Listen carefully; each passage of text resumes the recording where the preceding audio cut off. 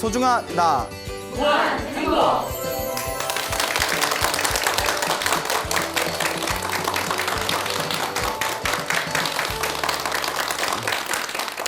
예, 만나서 반갑습니다. 예, 광호 스님이라고 합니다.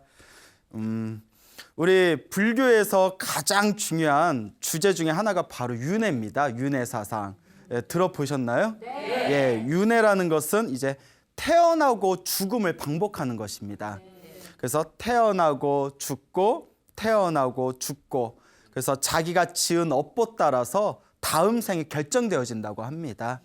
그래서 불교에서는 육도윤회라는 것이 있죠. 윤회를 하는 데 있어서 6가지 갈래, 6가지 세상이 있다고 합니다. 그래서 이제 지옥 세상이 있고요. 이제 흉악한 사람들이 떨어지는 지옥의 세상이 있고, 그 다음에 배고픈 굶주린 귀신들의 세계, 아귀계가 있습니다. 그 다음에 이제 짐승들의 세계, 축생계가 있고요. 그 다음에 이제 싸움의 귀신들이 모여 있는 곳이 있습니다. 그걸 이제 아슈라계라고 부릅니다. 그 다음에 이제 여러분들과 같은 인간 세상이 있고요. 그 다음에 가장 꼭대기에는 어느 세상이 있을까요?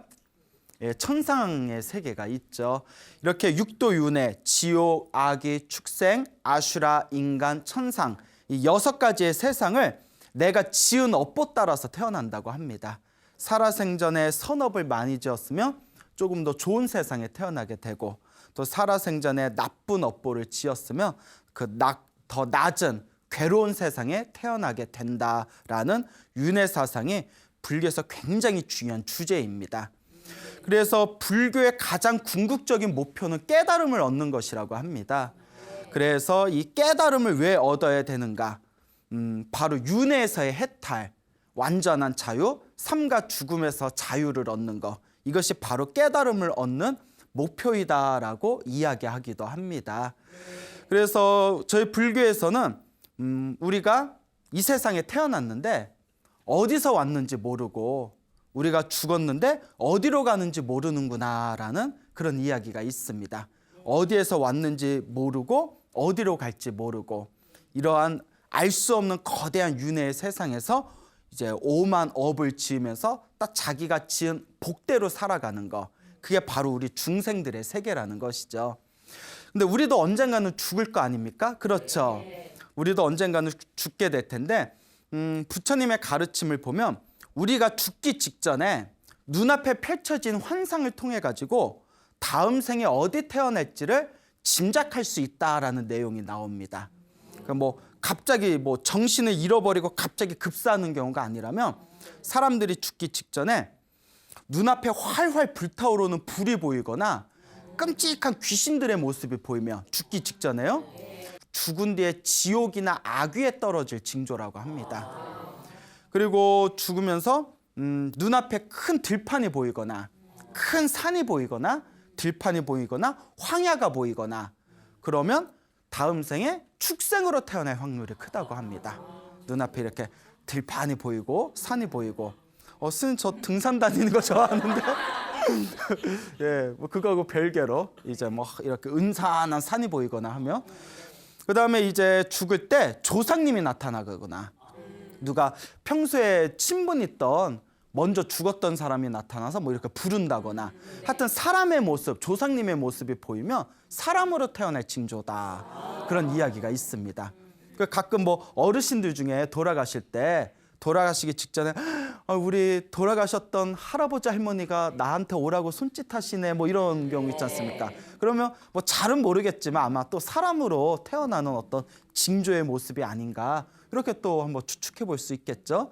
그렇다고 다 맞아떨어지는 건 아니고요. 그냥 그런 말씀이 내려온다. 그리고 눈앞에 환한 그런 아름다운 모습이 펼쳐진다거나, 아니면 하늘의 음악 소리가 흘러내려온다거나, 그런 환하고 아름다운 모습이 펼쳐지면 당연히 죽은 뒤에 어디에 태어날 것 같다? 천상에 태어날 것 같다. 이렇게 추측해 볼 수가 있겠죠. 그리고 평소에 살생을 많이 한 사람들, 그래서 이제 사냥을 많이 한다거나 이런 살생을 많이 한 사람들이 죽을 때 자기가 평소에 죽였던 짐승들이 마구 이렇게 자기 몸에 들러붙어서 괴롭히는 환상을 보면서 죽는 경우가 있다고 합니다. 그런 내용이 뭐 지장경이라든가 다른 경전에도 나오고 실제로 제 아시는 분들도 좀 살아생전에 상향하는 걸 좋아하셨는데 돌아가실 때 조금 그렇게 안 좋은 환상들을 보면서 좀 안 좋게 돌아가신 그런 일례들을 좀 저도 들은 기억이 있고 이럴 때는 아무래도 돌아가실 때 좋은 곳에 태어나실 것 같아요? 안 좋은 곳에 태어나실 것 같아요? 그렇죠. 그래서 불교에서는 제가 소나무를 통해서 몇 번이나 말씀을 드렸지만 죽기 전에 한 생각이 그 죽기 직전에 딱 그 한 생각이 다음 생을 결정짓는 데 가장 중요한 역할을 한답니다.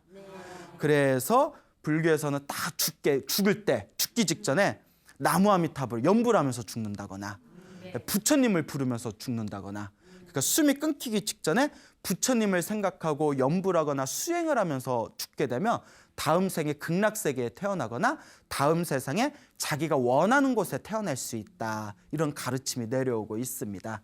그래서 흔히 저희 불교에서는 그 나무 아미타불이라는 연불이 있지 않습니까? 그래서 이제 나무라는 뜻은 나무가 뭘까요? 뭐 소나무, 뭐 잣나무, 뭐 그런 나무가 아니라 이제 나마스, 산스크리트와 나마스에서 나왔는데 귀합니다라는 뜻이랍니다. 귀합니다. 공경합니다. 그러니까 아미타불은 말 그대로 아미타 부처님이시고요. 그러니까 누구를 공경합니다? 아미타 부처님을 공경합니다. 아미타 부처님께 귀합니다. 그래서 저희 불교에서는 누구든 죽기 직전에 나무 아미타불 10번만 부르면 딱 숨이 이렇게 끊기기 직전에 무엇을 몇 번 부르면 나무 아미타불을 딱 10번 부르면 죽은 뒤에 극락세계에 태어난다는 얘기가 있습니다. 그러니까 여러분들 이렇게 내가 죽을 때 이제 좀 이따 죽겠네 이렇게 시계 보시고 이제 몇 초 안 남았네 나무 아미타불 이렇게 10번 하고 죽으면 다음 세상에 어디 태어날 수 있다? 극락세계에 태어난다. 근데 그게 쉬워요, 어려워요? 그렇죠. 뭐가 쉬워요? 죽기 직전에 내가 언제 죽을 줄 알고 또 여러분 감기 몸살 엄청 심하게 걸려서 들어 누웠을 때 나무 아미타불 연불해 보세요. 잘 안 돼요. 몸이 힘들어가지고 만사 다 귀찮아요. 근데 죽기 직전에 정신이 오락가락 하는데 그때 나무 아미타불 10번 부르기가 사실 쉽지 않습니다. 그래서 어떤 분들이 스님 그러면 절에 다닐 필요도 없고 평소에 기도할 필요도 없고 그냥 죽기 전에 나무 아미타불 10번만 부르면 되겠네요. 죽기 전에 나무 아미타불 10번 부르기 위해서 살아생전에 기도를 많이 해야 된다는 뜻입니다. 죽기 직전에 나무 아미타불 10번을 여법하게 제대로 부르기 위해서는 살아생전에 뭐 해야 된다? 기도를 많이 해야 된다. 마치 선생님이 이렇게 단어 있지 않습니까? 영어 단어 이렇게 쪽지 시험 본다고 그 영어 단어 적어 놓은 프린트를 나눠줘 놓고 자, 그 쪽지 시험 문제 다 여기서 나온다. 꼭 공부 못하는 애들이 시험 보기 10분 전에 후다닥 외우면 되지. 근데 그게 말같이 쉬워요, 어려워요? 어렵죠. 갑자기 외우려면 또 잘 안 외워지잖아요. 막 헷갈리고. 그러니까 평소에 미리 외워놓으면 시험 볼 때 수월하게 넘어갈 수 있듯이 평소에 기도를 많이 해야 죽기 전에 나무 아미타를 부르든 관세음보살을 부르든 지장보살을 부르든 연불하면서 수행하면서 죽을 수가 있다는 겁니다. 그래서 불교에서는 누구든지 죽기 직전에 정성스러운 마음으로 연불을 하거나 기도를 하는 마음으로 이 숨이 끊기게 되면 다음 세상에 좋은 세상에 태어날 수 있다라는 가르침이 경전에서 굉장히 자주 나옵니다. 그래서 옛날에 어느 큰 스님이 그런 말씀 하시더라고요. 내가 죽기 전에 연불하면서 죽을 수 있는지 아닌지 가장 쉽게 알아볼 수 있는 방법이 꿈에서 딴짓하는지 기도하는지. 꿈은 우리의 무의식의 세계잖아요. 근데 낮에는 기도 열심히 해놓고 낮에는 열심히 수행해놓고 꿈꾸면 꼭 딴짓하시는 분들이 있거든요. 막 그 절에서는 기도 열심히 해놓고 꿈을 꾸면 막 클럽 가서 부비부비 한다거나 그렇잖아요. 그러니까 마음이 딴 데가 있는 거거든요. 근데 내 무의식의 세계인 꿈에서도 기도할 수 있고 연불할 수 있을 정도가 되면 죽기 전에도 기도할 수 있는 힘이 생긴다고 합니다. 그래서 불교에서는 이걸 몽중일여라고 부르는데 이것도 쉬운 경계는 아니에요. 굉장히 어렵습니다. 그리고 또 어떤 큰 스님은 잠을 자고 아침에 눈을 딱 뜰 때 제일 먼저 무슨 생각이 나는지 그게 굉장히 중요하답니다. 아침에 눈을 딱 뜨면 만약에 평소에 관세음보살을 연불을 열심히 하는 사람들은 아침에 눈을 뜨면 귀에서 저절로 관세음보살이 들립니다. 실제로 기도 안 해봤구나 예, 하는 거니까 실제로 돼요. 지장보살을 열심히 하는 사람들은 아침에 눈에 딱 뜨면 뭐부터 들린다? 지장보살부터 들려요. 실제로 신묘장구 대다란 일을 열심히 하는 사람은 아침에 눈에 딱 뜨면 저절로 뭐가 돌아갈까요? 신묘장구 다란이가 돌아가요. 그 이제 그만큼 내 무의식에 그게 이렇게 쌓여 있다는 거예요. 만약에 기도 열심히 하시는 분이 아침에 눈 떴는데도 기도 생각이 먼저 딱 안 들면 아유 내 기도 힘이 좀 부족하구나 반성해 봐야 돼요. 그리고 잠자기 전에 기도가 그래서 중요하대요. 잠자기 전에 기도를 잘 해놓으면 아침에 눈을 딱 뜨면 기도가 이렇게 저절로 흘러나옵니다. 경험 안 해보셨어요? 예, 기도 좀 많이 해요. 예, 기도를 많이 하시기 바랍니다. 알겠죠? 자, 이렇게 우리가 살아가면서 평소에 기도를 많이 해야 되고 내가 죽기 직전에 어떤 환상을 보냐가 다음 생을 결정짓는데 어떤 징조가 된다. 이런 내용이 그 부처님 가르침을 보다 보면 간간히 이렇게 그런 내용들이 나오고 있습니다. 우리가 기도하면서 항상 기도하면서 살아가고 특히 죽기 직전에 내가 무슨 생각을 하면서 죽느냐 이게 굉장히 중요하다는 것을 여러분들이 꼭 기억해 두시기 바랍니다. 알겠죠? 네. 우리도 언젠가는 죽지 않습니까? 그렇죠? 간혹 가다 보면 죽음에서 깨어난 사람들의 이야기가 굉장히 많습니다. 절에서도 굉장히 많고 또 제 아시는 신도분께서도 아버지께서 이틀인가를 꼬박 잠을 주무시고 이틀 동안에 꼬박 잠을 주무시고 일어나셨는데 한숨을 푹 내쉬더래요. 왜 그러냐 그랬더니 꿈에서 저승사자가 자기를 데려가서 염라대왕을 만났는데 염라대왕한테 막 뭐 사정사정 뭐 빌고 했더니 염라대왕이 다시 뭐 보내줬다. 뭐 이런 얘기를 제 아시는 신도분한테 직접 들었어요. 그러니까 이게 믿어야 되나 말아야 되나 뭐 이런 신비한 이야기들이 굉장히 많습니다. 저희 절집안에서도 불교설에서도 죽었다 깨어난 사람들의 이야기가 굉장히 많은데요. 그 중에서 오늘 또 뭐 재미난 몇 가지를 한번 소개해 드릴까 합니다. 여러분들은 죽은 뒤에 사후세계 같은 걸 믿으십니까? 아, 믿으세요? 죽어봤어요? 그냥 있을 것 같아요? 네, 그렇죠. 예전에 아주 오래전에는 그 사찰이 굉장히 가난했습니다. 그렇죠. 옛날엔 다 먹고 사는 거 힘들었잖아요. 옛날에 보릿고개 있고 했던 시절에. 그러니까 예전에 저 경상도에 굉장히 큰 절이 있었는데 거기에 이제 스님들이 막 수십 명씩 살고 계셨어요. 근데 이제 먹고 살기가 힘드니까 한 번씩 뒷산에 가면 잣나무 숲이 있었대요. 그러면 가을에 잣나무에 잣이 이렇게 잘 익었을 때 그 잣나무에 잣을 따가지고 그걸 팔아가지고 그 수익금으로 이렇게 절 운영도 하고 스님들 공양도 좀 드리고 이랬었다고 합니다. 그래서 이제 가을이 됐을 때 그 절에 있는 그 수십 명의 스님들이 잣나무 숲에 가가지고 잣을 땄는데 잣을 따니까 여러분 잣 따본 적 있으세요? 저도 없는데 잣 따기가 힘들대요. 잣나무가 굉장히 높답니다. 그래서 힘들어서 사다리 놓고 올라가서 따고 하면 되게 힘들대요. 일이 2배가 걸리잖아요. 올라갔다 내려왔다. 그러니까 젊고 날쌘 스님들 중에 원숭이 마냥 이 나무에서 저 나무로 폴짝폴짝 뛰어가면서 잣 따는 스님들이 있었대요. 몸은 편한 데서는 좀 위험하죠. 예, 위험하지 않습니까? 근데 이제 젊을 때는 또 객기라는 게 있지 않습니까? 객기라는 게 있어서 또 굉장히 산을 잘 타시는 스님이 있었는데 잣나무에 이제 올라가가지고 이 나무에서 잣을 따고 저 나무 뛰어갈 때 폴짝하고 뛰어가서 또 이제 잣을 따고 그러다 보니까 원숭이도 어디에서 떨어질 때가 있죠? 그렇죠. 나무에서 떨어질 때가 있잖아요. 예?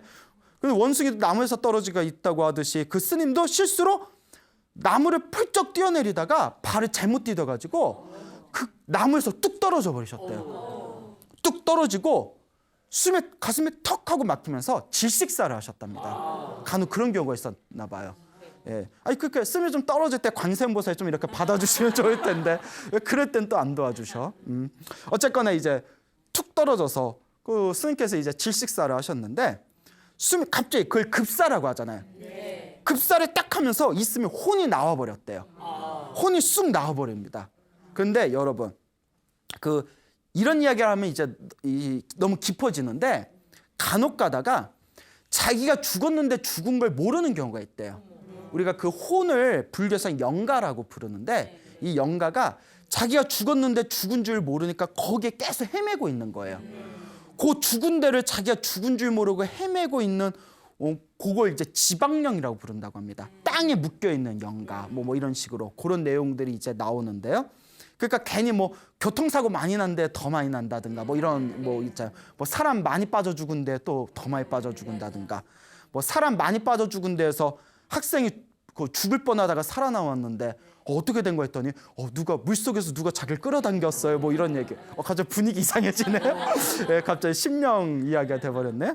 하여튼 스님이 떨어져서 질식사를 하셨는데 그 스님 혼이 나와버렸는데 그 스님이 이제 자기가 죽었는지도 이제 잘 몰랐나 봐요. 그때 무슨 생각을 하냐면 왜 이렇게 배가 고프지? 이런 생각이 들어요. 왜 이렇게 배가 고프지? 갑자기 엄마 보고 싶다 하는 순간 멀리 있는 엄마 집에 자기가 뿅 하고 갔답니다. 이제 혼이니까 혼이 이제 자기가 생각한 곳에 이렇게 쓱 가는 거예요. 우리처럼 뭐 걸어가겠어요? 하면 뭐 콜택시를 부르겠어요? 그래서 이 스님이 엄마 보고 싶다 배고프다 하는 순간 딱 정신이 차려볼 때 자기가 집에 있는데 내가 어떻게 여기 왔지? 이러고 있다가 저기서 자기 누님께서 이렇게 이제 일을 하고 있더래요. 그래서 누나한테 너무 반가우니까 누나 나 밥 좀 줘 이러면서 누나의 등을 이렇게 만졌는데 누나가 갑자기 이거 머리가 깨질 것 같다고 머리를 붙들고 떼굴떼굴 구르더래요. 그러니까 이게 누가 만졌으니까 그렇죠. 귀신이 만진 거니까. 그래서 밥 좀 줘 하고 하니까 누나가 머리가 아프다고 막 머리를 붙들고 떼굴떼굴 굴러다니니까 엄마가 놀래가지고 얘야 왜 그러냐 얘야 왜 그러냐. 그러니까 스님 아들 혼이 온 건 아무도 모르는 거잖아요. 왜 이러냐 하니까 근데 그거 아세요? 저는 모르겠는데 저 옛날 분들이 집안에 뭐 누가 갑자기 막 아프다거나 이유를 알 수 없는 뭐 어떤 병이 있거나 하면 아이고 지나가는 개귀가 들렸나 보다 해가지고 뭐 바가지에다가 막 이렇게 박 같은 거 풀어서 위에다 칼 올려놓고 있죠 그런 거. 그리고 요 어머님이 야 이거 그 개귀가 왔나 보다 또 이런 거예요. 그러니까 이제 촉이 빠르시죠. 그러더니 그 바가지에다가 된장이랑 보리밥이랑 나물이랑 이렇게 풀어가지고 밖에서 그 대문에서 식칼을 들고 막 휘두르면서 에이 개귀야 물러가라 하고 막 칼을 휘둘렀대요. 그 효과가 있나 봐. 그 스님 혼이 깜짝 놀라서 이거 그 밥 한 번 얻어 먹으러 왔는데 되게 그러네 이런 생각이 들더래요. 예? 그 스님이 아니 그 밥 한 번 얻어 먹으러 오랜만에 집에 왔는데 참 너무하시네 그래요. 그 자기가 죽은 걸 모르나 봐요. 이 이야기만 놓고 보면. 그래서 요 스님께서 그래 명색이 스님이 뭐하러 머리 깎고 속가집에 뭐하러 왔냐. 중이니까 절로 가야지 하고 이제 당신이 살던 절로 이제 다시 돌아갑니다. 이제 절 앞으로 뿅 하고 이제 나타났어요. 이제 절에 들어가려고 하는데 절에 들어가는데 곧 절로 들어가는 이렇게 길에 숲길에 앞에 웬 화려한 옷을 입은 남녀가 막 노래를 부르고 막 춤을 추면서 놀고 있더래요. 남녀가 화려한 옷을 입은 남녀가. 그래서 아니 여기 코앞에 절이 있는데 왜 절에서 왜 이러고 있어? 하고 스님이 지나가려는데 웬 여자가 그 스님을 딱 붙었더니 스님 우리랑 같이 놀아요 막 이러더래요. 그래서 놀까 하다가 막 인생 젊어서 놀아야지 그러다가 순간 내가 누군데 스님인데 그래서 내가 스님인데 어떻게 이렇게 춤추고 노래 부르면서 놀 수 있겠냐고 나 노라고 나 절에 들어가야 된다.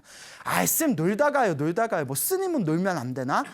나 머리 깎은 부처님 제자인데 이러시면 안 됩니다. 이제 아마 놀고는 싶었을 거야.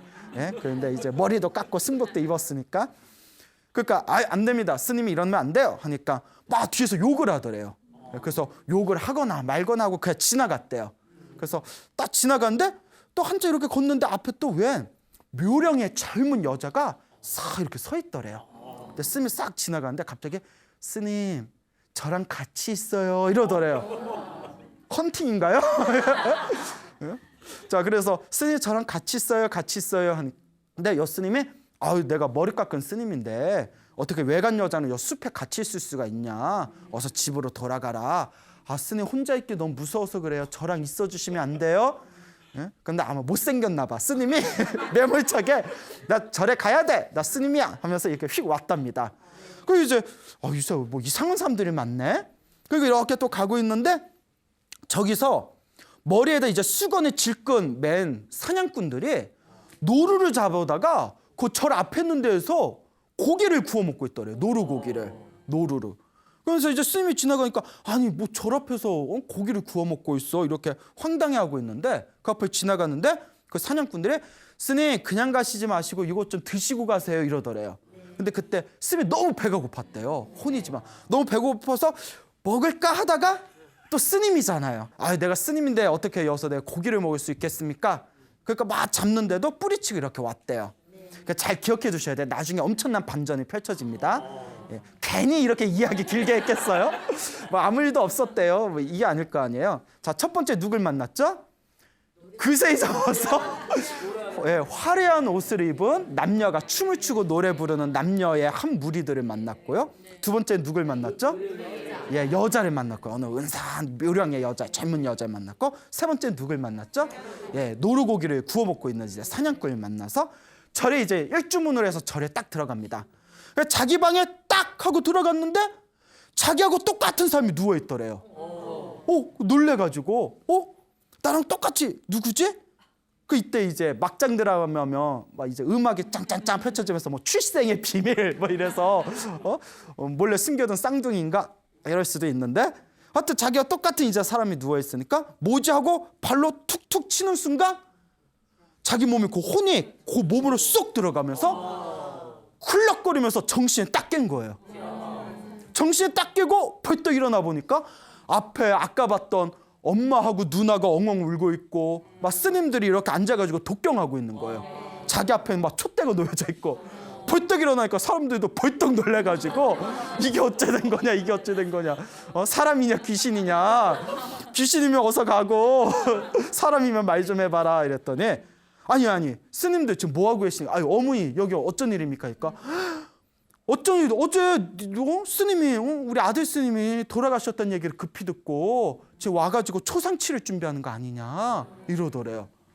너무 놀래가지고 스님들도 놀라고 엄마하고 누나도 놀라고 거기 죽었다 살아난 스님들도 놀라고 놀래서 이 놀래가지고 서로 이렇게 이제 쳐다보고 있다가 마음에 짚히는 게 있는 거예요. 스님이 어머니 그럼 어제 혹시 누님이 막 아프다고 하지 않았습니까?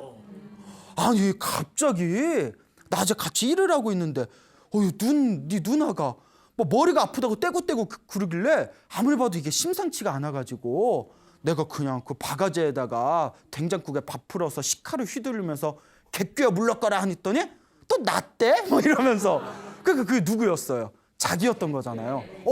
이거 범상치 않다. 그래서 이제 일단 일을 다 이렇게 처리를 하고 아까 봤던 그 절에 올라오면서 자기가 그 꿈결과처럼 환상처럼 느껴졌던 그 세 가지 일이 떠오른 거예요. 이거 아무래도 짚어봐야겠다. 예? 짚어봐요. 그래서 이제 절에서 다시 역으로 갑니다. 역으로. 절에서 이렇게 와서 제일 먼저 그 노루고기를 먹고 있던 그렇잖아요. 절에서 올라올 때 봤으니까 내려갈 때는 반대일 거 아니에요? 노루고기를 먹고 있던 사냥꾼이 있던 그 꿈결에서 본 것 같은 그 자리를 이렇게 가봤더니 어디서 왱왱왱왱왱 소리가 들리는 거예요. 뭔가 해봤더니 벌집이 있더래요. 말벌들이 있는 거예요. 그러니까 그 사냥꾼이 먹던 자리가 뭐가 있던 자리였어요? 말벌이 있는 벌집인데 그때 내가 저희들과 노루고기를 먹었으면 내가 어디에 태어날 뻔했구나. 벌로 태어날 뻔했구나. 그리고 그 가슴을 쓰다듬으면서 이제는 그 여자가 혼자 서 있어서 무서우니까 같이 있어달라고 했던 그 여자가 있던 그 숲에 있는 자리를 딱 가봤더니 웬 그 구렁이가 한 마리 이렇게 또아리를 들고 있더래요. 구렁이가 한 마리. 저 여자가 옆에 같이 있어달라고 했을 때 같이 있었으면 내가 뭘로 태어날 뻔했구나. 나 뱀으로 태어날 뻔했구나. 그 이제 마지막으로는 자기가 같이 노래 부르고 춤추자고 비단 옷 입었던 그 남녀의 무리가 있었던 곳에 딱 가봤더니 웬걸 그 비단개구리들이 꽥꽥거리면서 노래를 부르고 있더래요. 그때 같이 노래 부르고 춤췄으면 뭘로 태어날 뻔했구나. 내 혼이 개구리로 태어날 뻔했구나. 그 순간 이분이 부처님 가르침에서 보던 생사윤회, 태어나고 죽고 태어나고 죽는 이 윤회의 이 업보가 정말 있구나. 내가 내가 스님이라는 생각을 놓치고 거기에 휩싸였으며 내 한 생각을 딱 놓쳤으면 개구리로 태어날지 뱀으로 태어날지 말벌로 태어날지 정말 내가 어떻게 무엇으로 태어날지 내가 장담할 수 없었겠구나. 그러면서 이 생사윤회에 대한 이 엄청난 이 엄중한 이 세계에 대해서 충격을 받고는 이 스님 그 뒤로 열심히 수행을 하셨다라는 그런 이야기가 저희 불교설화에 전해지고 있습니다. 그러니까 이와 같이 우리 불교에서는 우리가 이번 생에 지은 내 업에 의해서 다음 생이 결정되어질 때 아마 그 스님이 잣 따라다니다가 돌아가셨던 스님이 아마 수행을 좀 게을리했었나 봐요. 그렇죠. 수행을 게을리해서 바로 어디 좋은 세상 극락세계나 불국토로 가신 게 아니라 혼이 쑥 빠져나와서 하마터면 어디에 태어날 뻔했어요. 개구리로 태어날 뻔하고 뱀으로 태어날 뻔하고 말벌로 태어날 뻔하고 몇 번의 고비를 넘긴 거예요? 3번. 그나마 그 스님이 자기가 뭐라는 생각이 없었으면 스님이라는 생각조차 없었으면 거기에 휩쓸렸으면 큰일 날 뻔했구나. 이렇게 우리가 한번 추론해 볼 수가 있습니다. 그 여러분들도 어떻게 될지 모르는 거예요. 여러분도 나중에 이제 돌아가셨는데 돌아가신 뒤에 여기 어디지? 근데 저기 뭐 돼지갈비 냄새가 나가지고 가봤더니 할머니 오셔서 그냥 드세요 해서 에라이 모르겠다 먹고 나서 정신 차려봤더니 뭐 돼지로 태어났다거나 네? 그러니까 뭐 말을 만들자면 어떻게 될 줄 모르는구나. 정말 우리가 어디에서 우리가 전생에 무엇이었는지 어디에서 왔는지 다음 생에는 무엇으로 태어날지 정말 까마득하게 알 수가 없습니다. 그래서 우리에게 주어진 단 한 가지의 방법, 방편이 있다면 그것은 바로 살아생전에 기도를 많이 하고 복을 많이 지어야 된다라는 것을 명심하시기 바랍니다. 알겠죠? 네. 또 이와 비슷한 이야기가 있습니다. 이건 굉장히 이제 너무나 이 신비스러운 이야기인데 저도 이 이야기를 스님이 저조차도 이걸 믿어야 되나 말아야 되나. 근데 실제로 옛날에 이미 돌아가신 예전에 어느 할아버지께서 실제로 겪으셨던 일이라고 합니다. 이 할아버지께서 평소에 주변 사람들한테 자주 당신이 경험한 이야기를 해주셨다 하는데 이분이 저 서산 분이십니다. 충남 서산이죠. 충남. 예. 서산 분이신데 충남 서산에서 몇십 년 전에 그 당시에는 이제 초등학교 다니고 보통학교를 다니셨대요. 이제 보통학교를 다니셨을 때 그분께서 10여 세, 10살이었을 때 이제 아주 어렸을 때죠. 지금으로 치면 초등학교 3학년인가요? 10살이면? 지금으로 치면 초등학교 3학년이었을 그 어린 나이에 학교에서 이제 소풍을 갔답니다. 어디로 갔냐면 저기 천장암이라고 아세요? 천장암? 네, 천장암이라는 곳에 이제 저기 소풍을 갔다고 합니다. 그래서 좀 나중에 찾아보고 한번 가보세요. 예, 굉장히 좋아요. 예, 좋아요.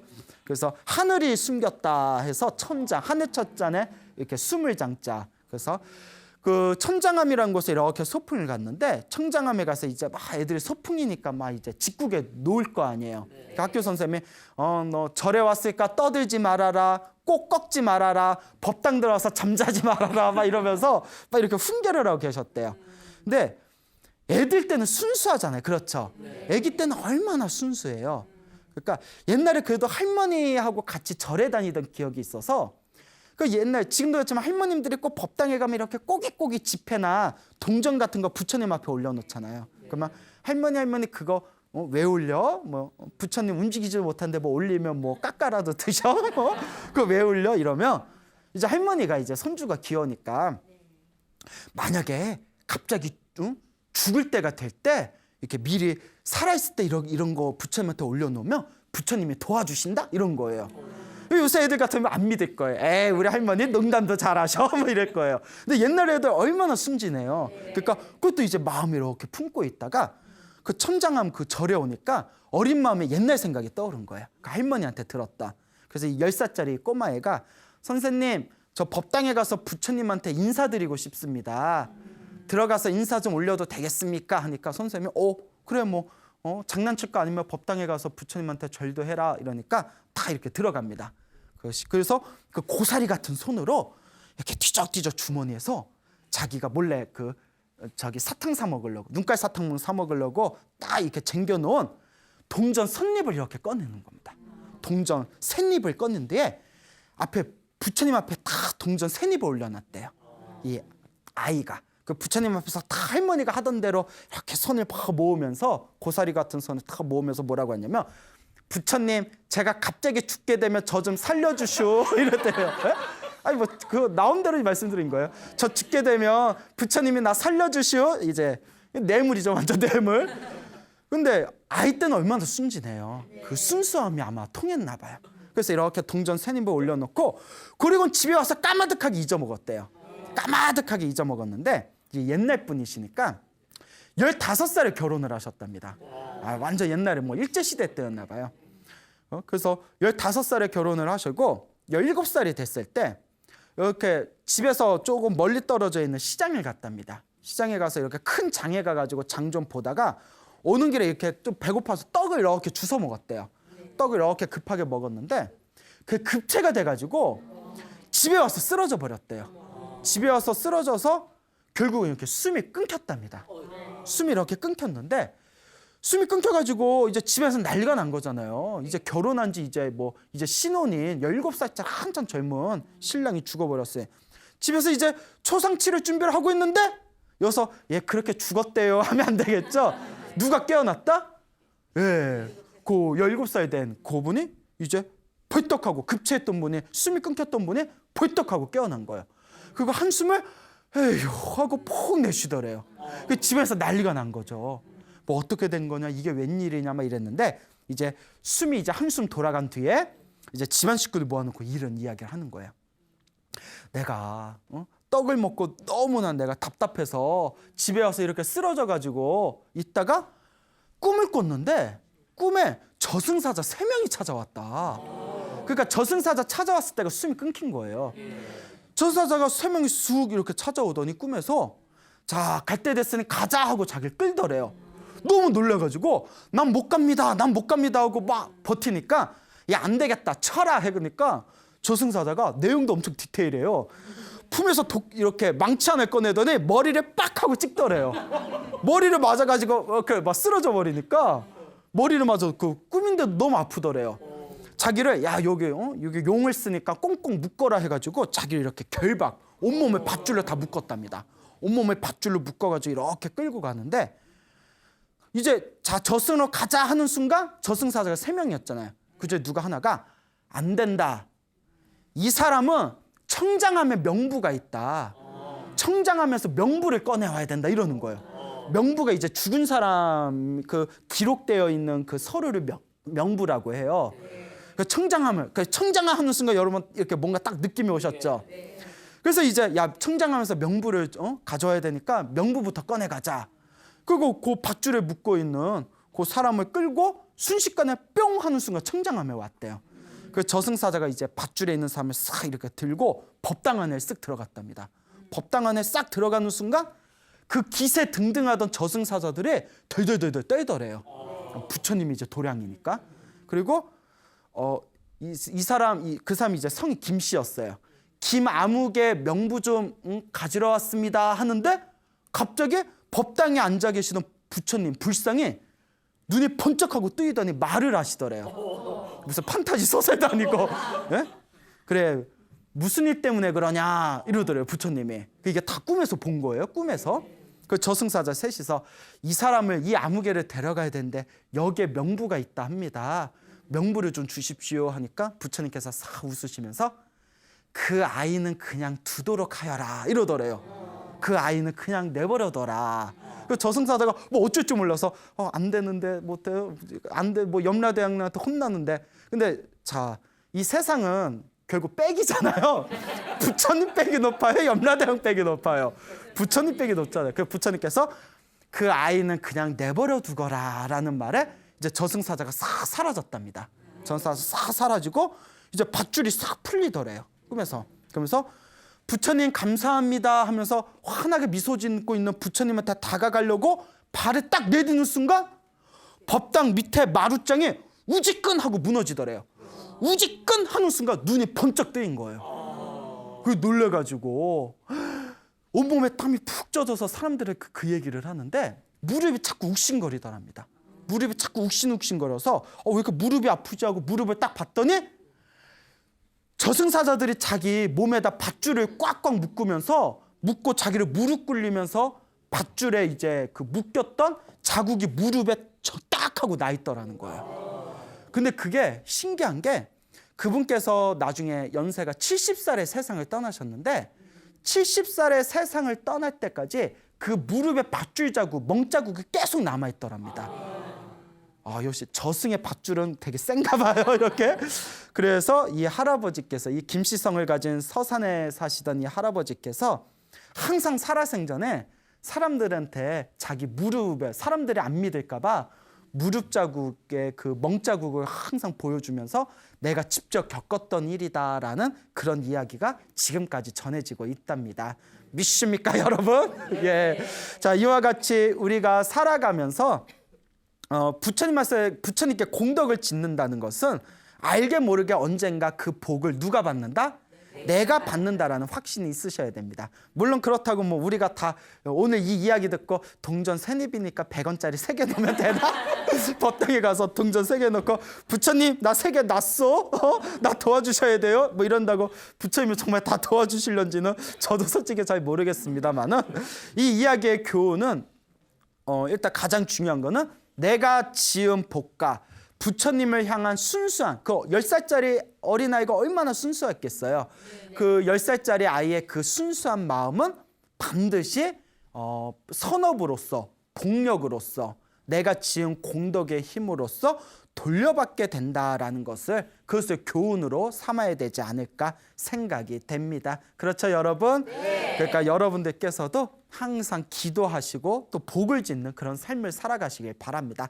갑자기 저승사자가 찾아왔을 때 지어놓은 복도 없고 해놓은 기도도 없을 때 저승사자가 가자 했을 때는 더 이상 내가 그때는 후회하면서 복을 짓고 기도하려고 해도 늦어버린 겁니다. 그러니까 저승사자가 찾아오기 전에 염라대왕을 만나기 전에 미리미리 우리의 공덕을 닦아놔야 되지 않겠냐라는 것을 명심하시기 바랍니다. 알겠죠? 네. 이와 비슷한 얘기가 있습니다.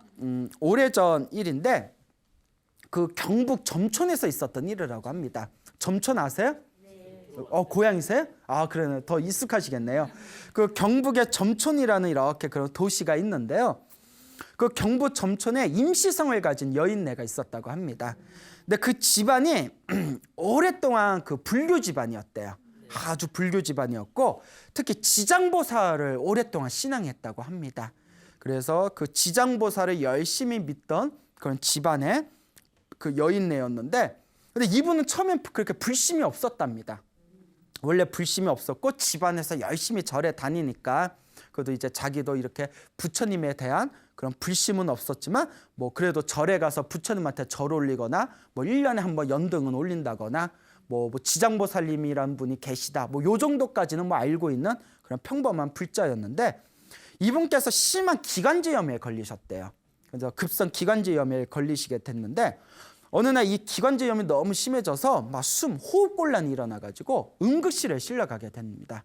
응급실에 싹 실려갔다가 응급실에서 이제 치료를 받다가 이제 거의 기절하다시피 이렇게 이제 쓰러져가지고 꿈을 꿨답니다.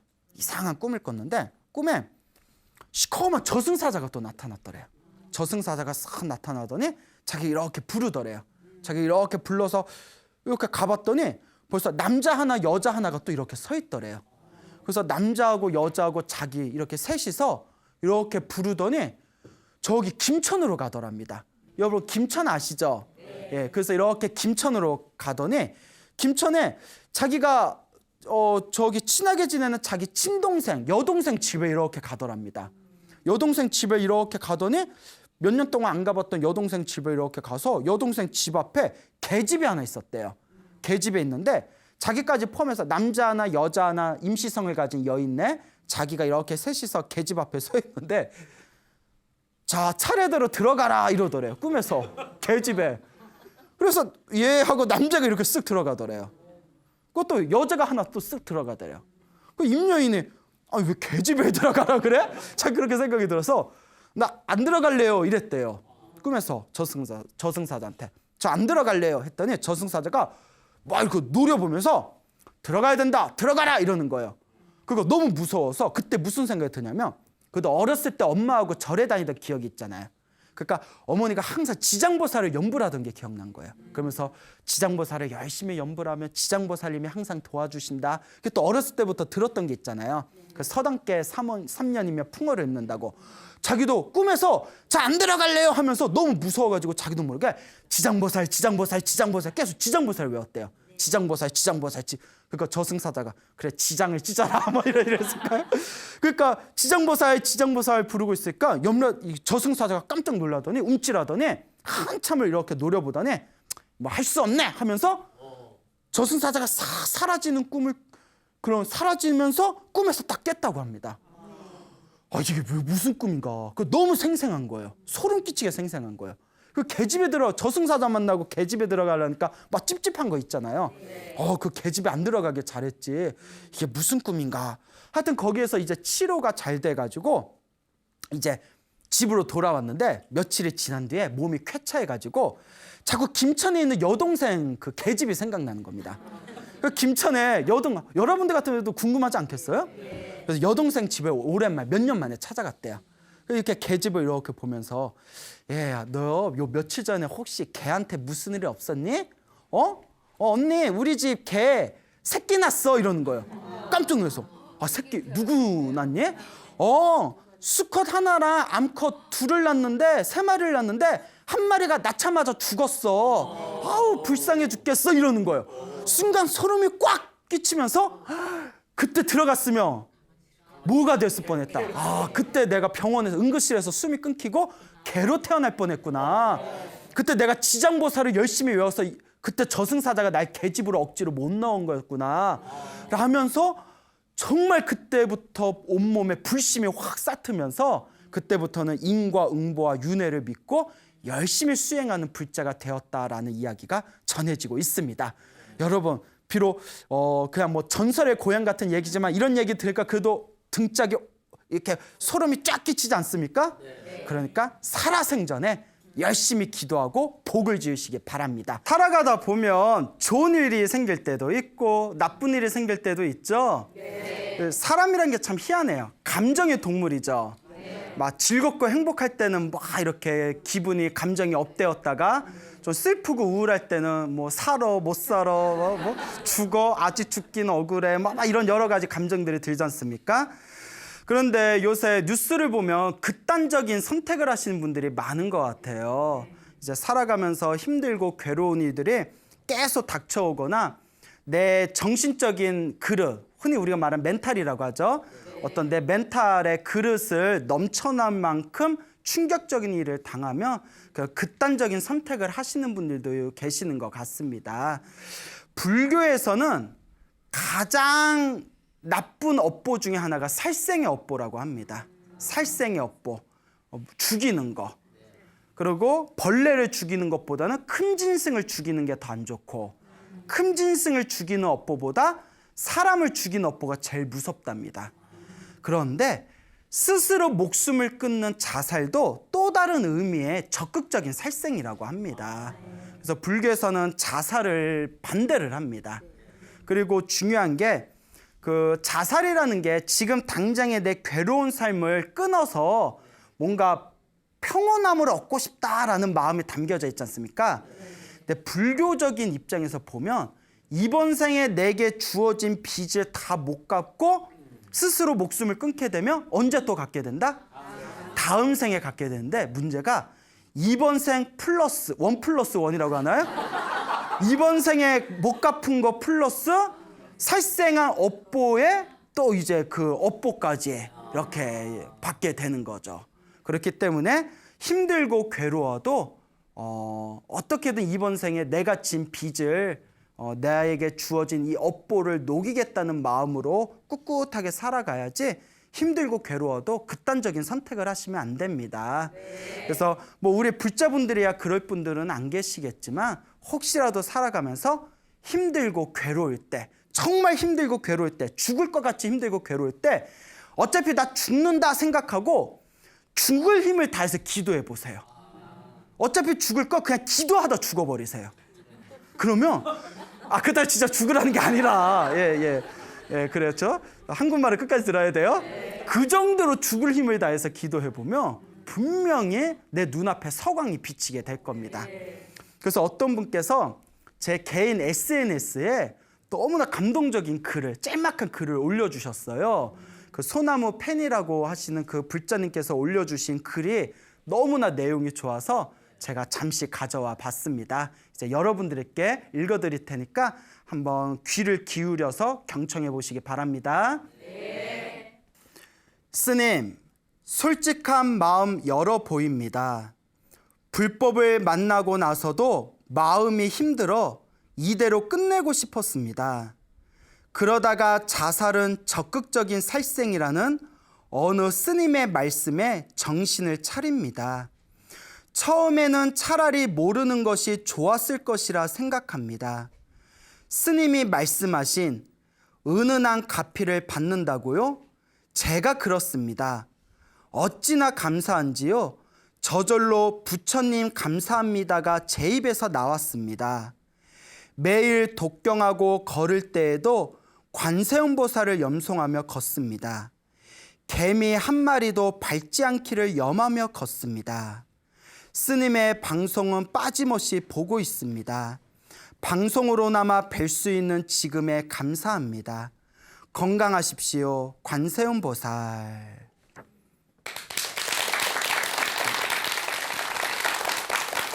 예, 그래서 비록 짤막한 내용이지만 이 불자분께서 불법 부처님의 가르침을 만나고 난 뒤에도 마음이 힘들고 괴로워서 이제 자살을 할 마음이 있었는데 어느 스님의 자살도 또 다른 의미의 적극적인 살생이다라는 법문을 듣고 열심히 기도를 하셨나 봐요.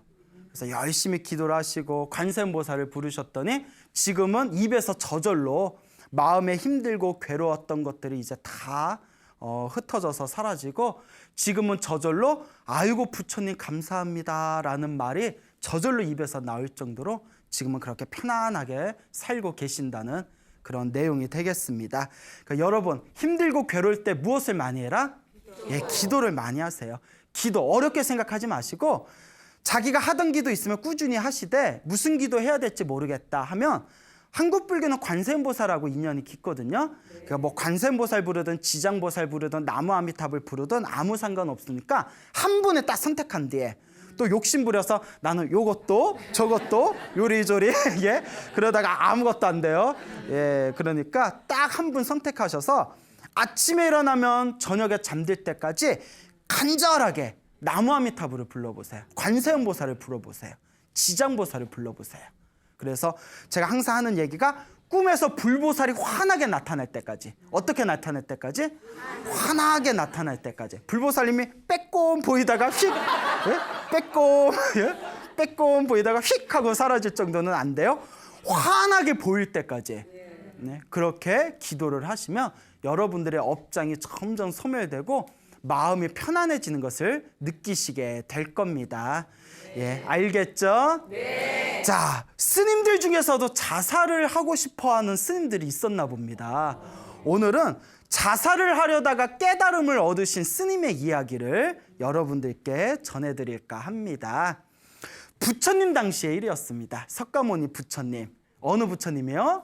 예, 석가모니 부처님 당시 지금으로부터 약 2500여 년 전쯤에 스님이 한 분 계셨는데 이 스님의 법명이 이름이 사빠다사였어요. 사빠다사라는 스님이었는데 나이가 젊었을 때 부처님의 법문을 듣고 마음의 감동을 받아가지고 이제 출가를 하시게 됩니다. 그래서 25년 동안 수행을 하셨대요. 몇 년? 25년이면 많이 하신 거죠. 25년 동안 수행을 하셨는데 아무런 어떤 깨달음의 효과를 전혀 얻질 못했대요. 25년을 수행했는데도 효과 못 본 거면 그것도 희한해요. 하여튼 25년 동안 수행을 했는데 아무런 수행의 효과를 못 봤대요.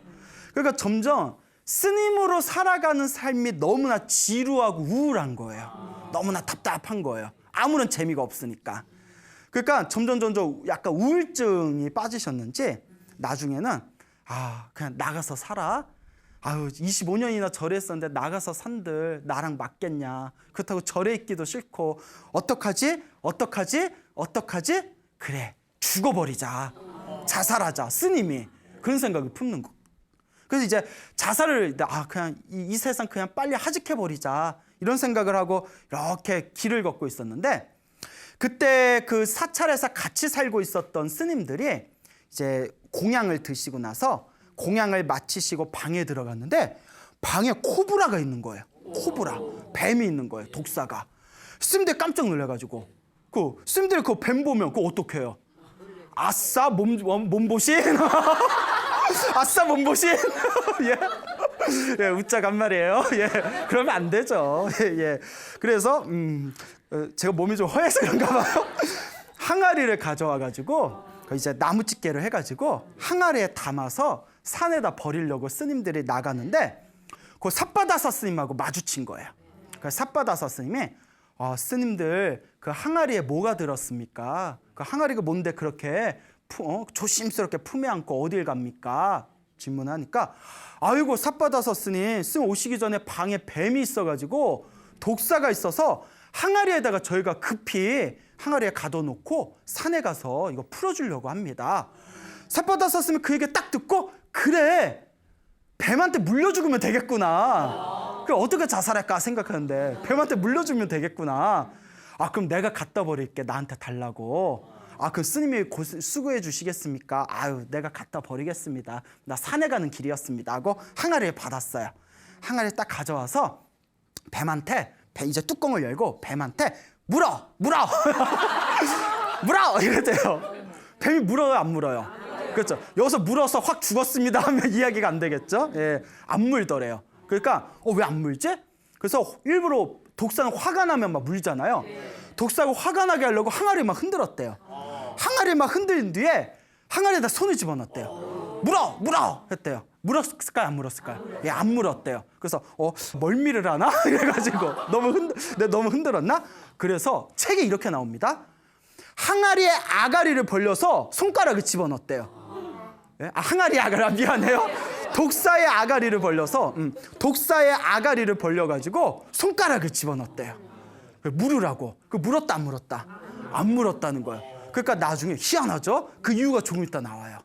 그래서 안 무니까 이제 스님이 무슨 생각을 하냐면 삿바다 스님이 독사 아니네 집뱀이네 집뱀 뺨 집뱀이네 하고 그리고 뭐 대충 버리고 오셨대요. 그러니까 이제 스님들이 이렇게 마주쳐가지고 그 젊은 스님들이 삿바다사 스님 그 독사 멀리 잘 버리셨습니까? 아니 버리긴 버렸는데 그 독사 아니야 집뱀이야 집뱀 물리지도 않구만 이러더래요. 스님들이 깜짝 놀라서 무슨 소리입니까? 저희가 방에 갔을 때 씩씩 소리를 내면서 그 코브라는 흥분하면 목이 막 부풀잖아요. 목을 부풀고 막 이빨을 드러내면서 막 독침을 막 뿜어내가지고 잡는데 엄청 애먹었습니다. 그게 독사가 아니면 뭐가 독사입니까? 하니까 삿바다사 스님이 고개를 갸웃거리면서 이상하던데? 독사 아닌 것 같던데? 하여튼 그렇게 이제 넘어갔대요. 그렇게 넘어갔는데 근데 이제 삿바다사 스님은 이제 계속 이제 자살하고 싶은 마음이 계속 있는 거예요. 근데 이제 스님들은 보름에 한 번씩 삭발을 하거든요. 삭발할 때 지금은 이제 면도날이 있으니까 그 우리가 흔히 중이 제 머리 못 깎는다 이런 속담 있죠? 네. 아니에요. 요새는 면도날이 너무 좋아서 그 상표 이런 얘기하면 안 되죠. 예. 그래서 이제 뭐 스님 지금도 사찰에서는 스님들이 서로 해주는 예법이 있는데 급할 땐 어떻게 해요? 뭐 따다다다다 이렇게. 자 그런데 옛날에는 삭도라는 걸로 삭도 아시죠? 날카로운 면도날 삭도로 이렇게 삭발을 했기 때문에 혼자서는 못합니다. 너무 날카로워서. 그래서 이 삿바다사 스님께서 다른 스님들의 삭도로 머리카락을 이렇게 밀어드렸는데 그 날카로운 삭도를 보고 머리가 번쩍거린 거예요. 이걸로 목을 끊으면 되겠구나. 이걸로 목을 끊어버리면 되겠구나. 그래서 이제 삭발을 다 맞춘 뒤에 삭도를 이제 잘 갈아가지고 가려면 한 방에 가야 되잖아요. 싹싹 잘 해서 이제 나무 밑에 갑니다. 혼자 이제 아무도 없는 나무 밑에 가가지고 나무에다 다 머리를 기댄 채 요 삭도를 목에다 갖다 댔대요.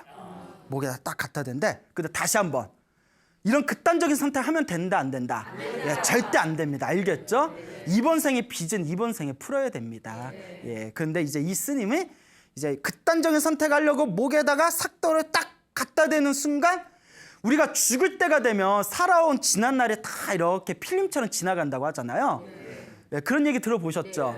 그래서 목에다 칼을 딱 대고 순간 자기가 머리 깎고 출가해서 25년 동안 살았던 출가 생활이 머리에서 싹 흘러가더래요. 싹 흘러가는데 필름처럼 싹 자기가 살아왔던 삶을 봤더니 비록 깨달음은 못 얻었지만 25년 동안 자기가 머리 깎고 살아왔던 삶이 참으로 맑고 깨끗해서 하나도 누가 흠잡을 데 없을 정도로 청정한 삶을 살았다는 거예요. 계율 잘 지키고 나쁜 짓 안 하고 부처님이 하라는 대로 깨끗하게 살았던 거예요. 아, 그래도 내가 지금 수행에 아무런 효과를 얻지 못했지만 그래도 25년 동안 살아왔던 내 출가의 삶이 그래도 아름답고 맑고 청정하고 깨끗했구나라는 생각이 딱 들면서 순간 온몸에서 엄청난 기쁨과 희열감이 올라왔대요. 황홀감이 올라왔답니다. 막 그 엄청난 기쁨 있잖아요. 엄청난 온몸에 그냥 기쁨이 확 일어나면서 순간 그 기쁨을 처음 경험해 본 거예요. 순간 마음의 문이 확 열리면서 손에 이고 있는 삭도를 딱 내려놓고 깊은 명상 상태에 들어갔대요. 아, 내가 지금까지 살아왔던 삶이 참으로 맑고 깨끗하고 청정했구나. 그래도 잘 살았구나. 라는 생각이 떠오르면서 온몸에 엄청난 황홀감과 희열과 기쁨이 올라오면서 마음의 문이 열리며 깊은 명상 상태로 딱 빠져듭니다. 그리고 그 짧은 순간에 삭도로 목을 막 찢으려는 그 짧은 순간에 모든 번뇌와 욕망이 사라진 아라한이 됩니다. 그 순간에 깨달음을 얻은 거예요. 그 짧은 순간에.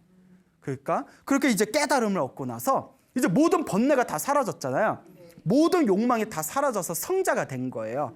아라한이라는 성자가 돼서 기쁘고 고요한 마음으로 다시 사찰로 돌아옵니다. 그때 이제 스님들을 또 마주쳐요. 그러니까 스님들이 아니 삿바다사 스님 어디 갔다 오셨어요? 어디 갔다 오셨길래 지금 오세요? 했더니 삿바다사 스님이 하는 얘기가 아 실은 내가 이렇게 승려로 사는 게 너무 답답하고 지루해서 이 칼로 목을 찢어서 자살하려다가 칼로 목을 찢지 않고 지혜의 칼로 번뇌를 잘랐다. 이렇게 표현을 한 거예요. 이 날카로운 칼로 목을 자르지 않았고 무엇으로? 지혜의 칼로 번뇌를 잘랐다 하니까 스님들이 뭐야 목미? 뭐 이래요? 뭐 자살할 뭔 자살은 뭐고 지혜 칼로 번뇌를 자른 건 뭐고 뭐야? 뭐 자기가 아라한이 됐다는 거야? 그리고 이제 제자들이 이제 스님들이 이상하게 느껴지니까 부처님께 찾아가서 여쭙습니다. 부처님 뭐 삿바다사 스님을 만났는데 뭐 자살하려고 했는데 자살을 안 하고 목을 끊는 대신 지혜의 칼로 번뇌를 잘랐다. 무슨 자기가 아라한이 된 것처럼 이야기합니다. 이거 뭐 어떻게 된 겁니까? 하니까 부처님이 이미 모든 걸 다 꿰뚫어 보시잖아요. 그렇죠. 그 부처님께서 모든 번뇌와 욕망이 사라진 아라한은 결코 자살하지 않는다. 그래서 지금 그대들이 말한 삿바다사 스님은 이미 아라한이 되신 분이다. 다 이렇게 이야기를 하더랍니다. 그러니까 스님들이 깜짝 놀라면서 이런저런 얘기를 하다가 세 가지 궁금증을 느끼게 됩니다. 그래서 이제 스님들이 부처님께 세 가지 질문을 올려요. 삿바다사에 대해서. 자, 뭐냐? 첫째, 처음에 자살하려고 독사의 입에다가 손가락같이 넣었는데 왜 독사가 물지 않은 겁니까? 둘째, 아라한이 될 만큼 공덕이 쌓이신 분인데 왜 자살하려는 그런 부정적인 마음을 내신 겁니까? 셋째, 그렇게 짧은 순간에 어떻게 아라한이 된 겁니까? 이 세 가지 질문을 올리게 됩니다. 자, 그때 이거 이제 아주 중요한 거예요. 잘 들으셔야 돼요. 부처님께서 뭐라고 하셨냐면 그건 어려운 게 아니다. 이 모든 것은 다 자기가 지은 업을 누가 받는 거다? 자기가 받는 거다. 모든 게 다 자기가 지은 업이라는 거예요.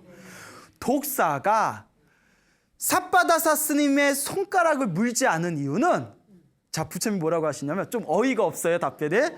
그 독사가 삼생 전에 몇 생 전에? 삼생 전생에 삿바다사 스님의 노예였다.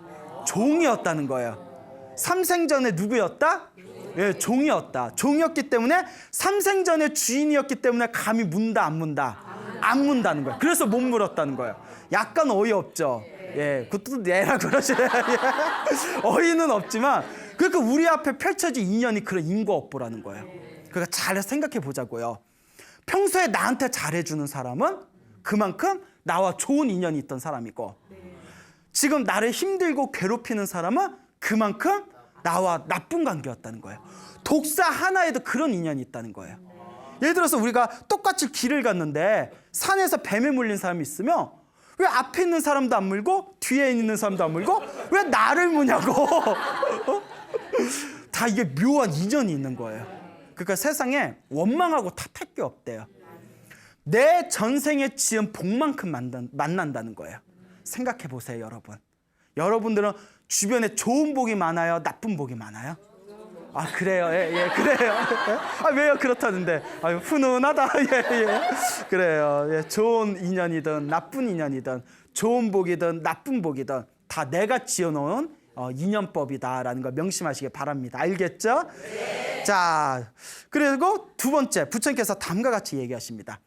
이번 생에 아라한이 될 수 있을 만큼 공덕을 쌓은 스님인데 왜 자살하려는 마음까지 품었느냐? 이것도 굉장히 중요해요.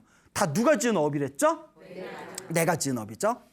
석가모니 부처님 바로 전에 세상에 출연했던 부처님이 가섭부처님이세요. 가섭불. 과거에 출연하셨던 부처님.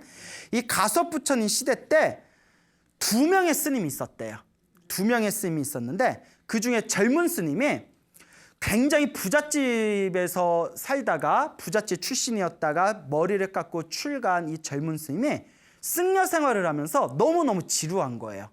그래서 막 이제 나가고 싶은 마음이 드는 거예요. 아우, 절에 있어봤자 수행도 잘 안 되고 그냥 나가서 우리 집 부자인데 그냥 나가서 복이나 지으면서 결혼해서 처자식하고 옹기종기 그냥 살아야겠다. 에이, 나 나갈래! 이러고 있는데 나가고 싶은 마음을 같이 있던 도반 스님한테 얘기했대요. 그러니까 도반 스님이 그 얘기를 딱 듣고 딱 손을 붙들면서 나가서 처자식 먹여 살리려면 뼈골 빠지고 힘들고 괴롭고 지지고 볶고 지지고 볶으니 저녁에 볶음밥 뭐 이러면서 그러니까 나가지 말아라. 부처님 이 도량에 있으면 얼마나 편안하고 아무것도 신경 안 쓰고 수행만 할 수 있지 않냐. 지금 너의 그 지루함은 일시적인 거다. 그러니까 나가지 말고 우리 같이 수행하자 하고 꼭 붙들었대요. 그러니까 그런 좋은 이야기를 듣고 나니까 요 젊은 스님이 도반 스님 얘기를 듣고 그래 나가지 말자. 이 스님 말이 맞다. 내가 열심히 수행하면서 살자. 그리고 그 다음날 환속할 때 자기가 쓰던 스님이었을 때 쓰던 물건들 있잖아요. 뭐 승복이랑 물건이랑 책 같은 거 이런 것들을 다 버리려고 모아놨다가 다시 절에서 살자라는 마음이 들어서 다시 창고에서 꺼내가지고 그릇 같은 거, 옷 같은 걸 깨끗이 빨고 설거지를 하고 있었대요. 그때 이제 그 전날에 나가지 말고 같이 살자 했던 도반 스님이 옆에 이렇게 앉더랍니다. 그러니까 이렇게 설거지하고 이렇게 그릇 닦고 물건 닦고 있던 그 젊은 스님이 도반 스님을 보면서 스님 실은 나 나가면 이거 다 쓰임질러 그랬다? 근데 스님이 나 잡았으니까 이거 다시 써야지 뭐. 그 도반 스님이 딱 봤더니 물건이 좋은 거예요. 그래서까 대체 눈치채셨죠? 속으로 아우 보낼걸. 아우 저거 다 내 거였는데. 아 그러니까 공부하는 스님들 그런 탐욕심이 났나 봐요. 가섭부처님 당시에. 아 저거 다 내 거였는데. 그리고 그날부터 그 도반 스님이 젊은 스님 볼 때마다 야 그냥 나가라. 에? 절에 써봤자 외롭고 힘들잖아. 너 또 집이 부자라며 가서 건물 져. 건물 짓고 따박따박 월세 받으면서 편하게 살아. 이러면서 이제 우스개로 너 부자라면서 나가서 그냥 행복하게 살아. 나가라 이러는 거예요. 그래서 젊은 스님이 처음에는 하다가 계속 나가라 하니까 짜증이 확 나는 거예요. 그런 거 있잖아요. 좋은 말도 자꾸 하면 짜증 나잖아요. 저 스님은 아니 내가 나가겠다고 했더니 그렇게 간곡하게 잡더니 갑자기 또 나가라는 건 무슨 경우야? 내가 호구야? 막 이러면서 그러면서 왜 나가라고 했을까? 했더니 눈치를 챈 거예요. 아유 이거 갖고 싶어서 나 그렇게 나가라는구나. 아이고 이런. 그러면서 부처님의 이야기가 끝나면서 부처님 이렇게 얘기하십니다. 그때 젊은 스님이 나가지 못하게 잡았던 스님이 지금의 삿바다사 스님이고, 잡았다가 욕심 생겨서 나가라 나가라 나가라 했던 스님이 지금의 삿바다사 스님이라는 거예요. 수행을 열심히 하려는 스님을 자꾸 나가라 나가라 나가라 했던 그 나쁜 업보의 힘 때문에 이번 생에 25년 동안 절에 있으면서도 자꾸 수행이 잘 안 되고 자꾸 스님으로 살기가 싫어지고 괜히 막 이 세상에서 살기도 싫어지는 그런 우울한 마음을 갖게 되었다는 겁니다. 여기서 중요한 거, 누가 지은 업보죠? 그러니까 여러분, 사람들한테 좋은 말만 해야 돼요. 뭐냐는지 알죠? 너 그렇게 해봐라. 너 잘 되는 내가 한번 보자. 뭐 이래버리면 내가 안 돼요. 뭔 얘기인지 알죠? 사람에 대해서 안 좋은 얘기, 좋지 못한 얘기를 하게 되면 오히려 내 복이 깎이게 되는 겁니다. 그 삿바다사 스님도 전생에 그냥 멀쩡한 스님한테 자꾸 나가라 나가라 나가라 하니까 자기가 이번 생에 스님으로 살아가면서 자꾸 일이 풀리지 않았던 거예요. 정말 무섭죠? 그러니까 어떤 분이 이렇게 얘기해요. 선생님, 그러면 정말 충고할 때도 좋은 얘기만 해야 됩니까? 자, 여기서 중요한 법칙이 있습니다. 제가 그분한테 너무 질문 잘했다고. 여러분, 좋은 업이 되냐 나쁜 업이 되냐의 차이는 의도예요. 따라해보세요. 의도. 만약에 나쁜 의도를 가지고, 예를 들어 내가 문과에 가야 되는데 내 친구도 문과에 같이 가려고 하니까 경쟁이 된 거예요. 그래서 친구한테 아니야, 너는 머리가 똑똑하니까 어디를 가는 게 나아? 이과 가서 너는 수학하는 게 나아. 그러니까 너 그냥 이과 가. 너 같은 애가 이과 가야지. 야, 기초공학이 살아나야 우리나라가 발전하는 거야. 너 이과 가. 나 책 보는 거 좋아하니까 그냥 문과 가는 거야. 의도가 좋은 의도예요, 나쁜 의도예요? 이러면 나쁜 업보가 되는 거예요. 그런데 학교 선생님이 정말 문과 가려는 친구한테 철수야, 내 선생님이 보기에는 너는 수학적인 감각도 있고, 그러니까 문과 가는 것보다는 이과 가서 공대 쪽으로 가면 나는 네가 더 잘 풀릴 것 같다. 그러니까 이과 쪽으로 가면 어떻겠니 하면 이건 좋은 의도예요, 나쁜 의도예요? 그렇죠. 학생이 잘 되길 바라는 좋은 의도잖아요. 그러니까 이건 나쁜 업이 되질 않는 거예요. 이제 이해 가시죠? 똑같이 상대에게 쓴소리를 해도 좋은 의도를 가지고 쓴소리를 하냐, 나쁜 의도를 가지고 쓴소리를 하냐. 근데 더 무서운 게 뭔지 아세요? 나는 너한테 하는 쓴소리 좋은 의도야 해놓고 막 말을 퍼붓는 사람도 있어요. 희한하죠, 중생들? 자, 그러니까 내가 어떤 의도를 가지고 말을 하느냐, 이게 굉장히 중요한 겁니다. 알겠죠? 네. 자, 그래서 삿바다사 스님은 이와 같이 그때 수행을 열심히 하려는 스님을 붙잡았던 공덕도 있지만 계속해서 수행 열심히 하려는 스님을 나가라 나가라 나가라 이렇게 마음을 뒤흔들었던 그 업보의 힘에 의해서 이번 생에 자꾸 자살하고 싶은 생각이 들었다는 거예요. 그래서 여러분, 우리 뭐 우울증 같은 거 있죠. 뭐 우울증이라든가 뭐 조울증가 이런 거 있잖아요. 물론 이번 생에 어떤 환경적인 이유도 있겠지만 불교적으로 보면 심한 어떤 심각한 어떤 정신적인 어떤 병들은 과거 전생에 지었던 업보일 수도 있어요. 그래서 불교 경전에도 보면 약간 우리 보면 막 정신병자 있잖아요. 정신병원에 들어가야 될 정도로 사회생활을 할 수 없는 정신병자도 있잖아요. 심각한 그런 정신병 같은 거는 부처님 경전에 보면 과거 전생에 부처님의 법을 함부로 비방한 사람들이 이번 생에 정신이 온전하지 못하다, 이런 내용이 나옵니다. 이번 생에 자꾸 마음이 우울하고 답답한 그런 사람들이 있으면 또 전생에 사람들한테 좋지 못한 얘기를 많이 하고 다른 사람들 마음에 상처기를 많이 냈기 때문에 이번 생에 내가 이렇게 마음이 답답한 업보를 받았나, 이렇게 한번 진지하게 고민해 볼 필요도 있어요. 그러니까 마음이 좀 답답하고 마음에 부정적인 생각이 많은 사람들은 묻지도 말고 따지지도 말고 무엇을 많이 해야 된다? 기도를 많이 해야 돼요. 제 말이 웃겨요? 그래요. 기도를 많이 해야 돼요. 알겠죠? 업장 소멸을 많이 하셔야 돼요. 그게 중요합니다. 그래서 의사의 상담도 받아가면서 기도를 하면 분명히 더 큰 효과를 볼 수 있을 것이다. 그러면서 부처님께서 다음과 같이 얘기하십니다. 자, 그때 스님들이 3가지 질문했잖아요. 독사가 왜 안 물었냐? 왜 이번 생에 아라한이 될 만큼 공덕이 뛰어나신 분이었는데 왜 그렇게 자꾸 이렇게 자살하고 싶은 마음을 낸 거냐. 두 가지는 의문이 풀렸죠. 세 번째, 이번 생에 어떻게 그렇게 짧게 아란이 될 수 있었냐, 깨달음을 얻을 수 있었냐. 그때 부처님께서 다음과 같이 얘기합니다. 전생에 수행을 열심히 하려는 스님을 자꾸 나가라 했던 입으로 지은 업은 있었지만 그래도 가섭 부처님 당시에 수행을 하긴 했다는 거예요. 그때 과거 전생에 수행을 열심히 했던 공덕의 힘이 있어서 이번 생에 늦게나마 깨달음을 얻어서 아라한이 될 수 있었다라는 이야기가 나옵니다.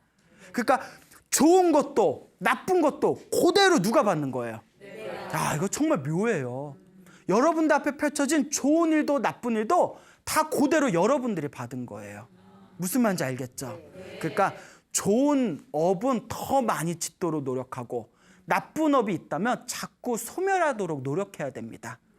한치의 틈도 없어요. 좋은 업도 나쁜 업도 모두 누가 지은 업이다? 내가 지은 업이다. 이 인과 업보를 확실하게 알고 믿으면 수행을 안 할래야 안 할 수가 없다는 것을 명심하시기 바랍니다. 저희 불교에서는 절대 피할 수 없는 4가지가 있다고 합니다. 혹시 알고 계세요? 그렇죠. 네, 저도 기대 안 하고 물어봤는데 절대 피할 수 없는 4가지를 생로병사라고 합니다. 예, 이제 뭐 안다는 듯이 하시는데 이미 늦었죠? 태어나고 늙고 병들고 죽음, 이 생로병사를 절대 피할 수가 없다. 그래서 우리 불교에서는 이 생로병사, 줄여서 삶과 죽음, 이 생사에서 초월하는 것을 가장 궁극의 목표로 둡니다. 네, 생사를 초월한다는 것이 늙고 병들지 않는다는 뜻이 아니라 태어나고 늙고 병들고 죽음에 더 이상 집착하지 않고, 그리고 태어나고 죽는 윤회, 태어나고 죽고 또 태어나고 죽는 이 윤회 세계에서 벗어나서 완전한 행복을 얻는 것, 그것을 우리는 열반이라고 합니다. 무엇이라고 한다고요? 열반. 이 열반이 바로 불교의 목표가 되죠. 그래서 이 생로병사를 벗어나는 길을 가르쳐 주신 게 바로 우리 부처님의 가르침입니다. 어느 날 부처님이 어느 그 작은 도시에 가게 됩니다. 그 도시의 이름이 알라위예요. 알라위라는 도시에 가게 됐는데 그 도시에 수많은 사람들을 모아놓고 이렇게 법문을 설하시게 됩니다. 그때 부처님께서 죽음에 대해서, 죽음이란 주제에 대해서 이제 법문을 하시게 됩니다. 그래서 그 부처님의 법문을 듣기 위해서 모인 그 알라위라는 도시의 사람들에게 죽음에 대해서 자주자주 명상해라, 죽음에 대해서 끊임없이 명상을 해라 라고 말씀을 하십니다. 그러면서 삶은 불확실하다. 하지만 죽음은 반드시 찾아온다.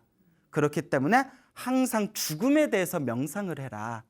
마치 비유하자면 막대기가 없는 사람이 갑자기 독사를 만나게 되면 두려움에 떨게 되듯이 아무런 준비가 없이 죽음을 만나게 되면 그 사람은 큰 공포에 빠지게 될 것이다. 하지만 막대기를 가지고 있는 사람이 독사를 만나면 막대기를 통해서 독사를 멀리 던져버릴 수가 있듯이 평소에 죽음에 대해서 명상한 사람은 갑자기 죽음이 닥치더라도 절대 당황해하거나 두려워하거나 공포에 빠지지 않을 것이다. 그러니 죽음에 대해서 자주 명상해라 라고 법문을 설하십니다. 이렇게 소중한 부처님의 법문을 듣고 나서 그 도시에 있는 사람들이 일상생활에 너무 바쁜 나머지 부처님께서 말씀하신 법문의 내용을 다 잊어버립니다. 그때 그 자리에서 부처님의 법문을 들었던 단 한 사람만이 부처님의 가르침을 가슴에 각인하고 열심히 죽음에 대해서 명상하기 시작합니다. 그 한 사람이 바로 직조공의 딸. 직조공이 이제 배 짜는 사람 있죠? 예, 배를 짜는, 천을 짜는 직조공의 딸, 이 16살 먹은 이 딸이 부처님의 가르침을 가슴에 각인하고 죽음에 대해서 열심히 명상하기 시작합니다. 그래서 수많은 사람들은 부처님의 법문을 듣고 자기들의 바쁜 삶에 빠져들어서 부처님의 가르침을 다 잊어버렸지만 이 16살 먹은 직조공의 딸은 부처님의 가르침을 하나하나 기억하면서 매일매일 죽음에 대해서 명상을 하게 되죠. 그리고 3년이 지나게 됩니다. 3년이 지났을 때 먼 곳에 떨어진 부처님께서 어느 날 새벽에 일찍 깊은 명상에 들어가셨는데 부처님이 명상을 하면서 일으킨 그 지혜의 그물에 그 3년 전에 법문을 들었던 직조공의 딸이 딱 걸리게 됩니다. 부처님이 딱 직조공의 딸이 딱 떠오르면서 이 직조공의 딸이 바야흐로 깨달음을 얻을 수 있는 인연이 찾아왔음을 부처님께서 꿰뚫어 보십니다. 그래서 부처님께서 신통력으로 내가 직조공의 딸을 만나서 이 직조공의 딸, 이 소녀에게 내가 이 불법을 설하면, 가르침을 설해주면 어떤 일이 있을 것인가. 이 소녀는 깨달음을 얻을 것이고 이 소녀를 통해서 수많은 사람들이 이익을 얻게 될 것이다. 3년 전에 만났던 이 소녀가 깨달음을 얻을 인연이 찾아왔으니 내가 마땅히 이 소녀를 만나러 가야겠구나라고 결심을 하시게 됩니다. 부처님께서 500명의 스님들을 데리고 500명의 비구 스님들을 데리고 알라위, 3년 전에 갔었던 알라위라는 도시를 향해 천천히 걸어가시게 됩니다.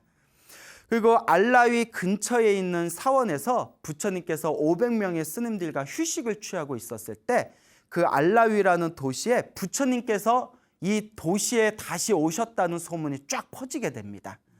사람들이 다들 큰 영광을 느끼면서 자, 우리가 부처님께 공양을 올리고 부처님께 법문을 들읍시다라고 서로 계획을 짜고 있었을 때 그 3년 전에 부처님께 죽음에 대한 명상을 들었던 그 소녀도 엄청난 기쁨에 빠집니다. 3년 전에 오셨던 부처님을 내가 다시 만나게 되었구나. 그 황금빛으로 빛나는 거룩한 부처님의 법문을 다시 들을 수가 있겠구나. 내가 부처님의 법문을 들으러 가야 되겠다 하고 부처님이 계신 마을의 공터에 가려고 할 때 아버지의 직업이 뭐라고 했죠? 예, 직조공이죠. 아버지가 갑자기 딸을 부르더니 얘야, 오늘까지 손님이 해달라고 한 옷을 다 완성해야 되니까 저기 집에 가서 남아있는 실들을 모아가지고 그 북에다가 실을 잘 감아서 내가 있는 작업장에 좀 가져오너라 라고 이제 딸에게 이야기를 합니다. 딸이 순간 갈등을 일으켜요. 내가 지금 부처님이 공터에서 500명의 스님들과 함께 그 마을 사람들에게, 도시 사람들에게 법문을 하신다고 했는데 나는 지금 법문 들으러 가고 싶은데 아버지가 심부름을 시키는구나. 내가 지금 아버지의 심부름을 거부하면 아버지가 크게 화를 낼 것이다. 그러니 차라리 빨리 아버지 심부름을 마치고 부처님의 법문을 들으러 가야 되겠다라고 이제 결심을 합니다. 그래서 이제 후다닥 가가지고 실에다가 이제 북에다가 실을 둘둘 이제 말기 시작하는데 그때 때마침 수많은 도시의 사람들이 부처님과 500명의 스님들에게 공양을 잘 올리고 그 공양을 다 마치고 난 뒤에 부처님의 설법을 기다리고 있었습니다.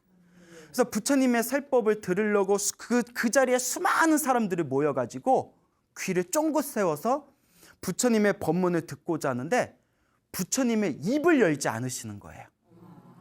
사람들이 웅성웅성거리겠죠. 왜 말을 안 해? 그때 부처님께서 다음과 같이 이야기하십니다. 내가 오늘 이 자리에 온 것은 한 소녀를 위해서 온 거다. 무슨 로맨티스트 같아.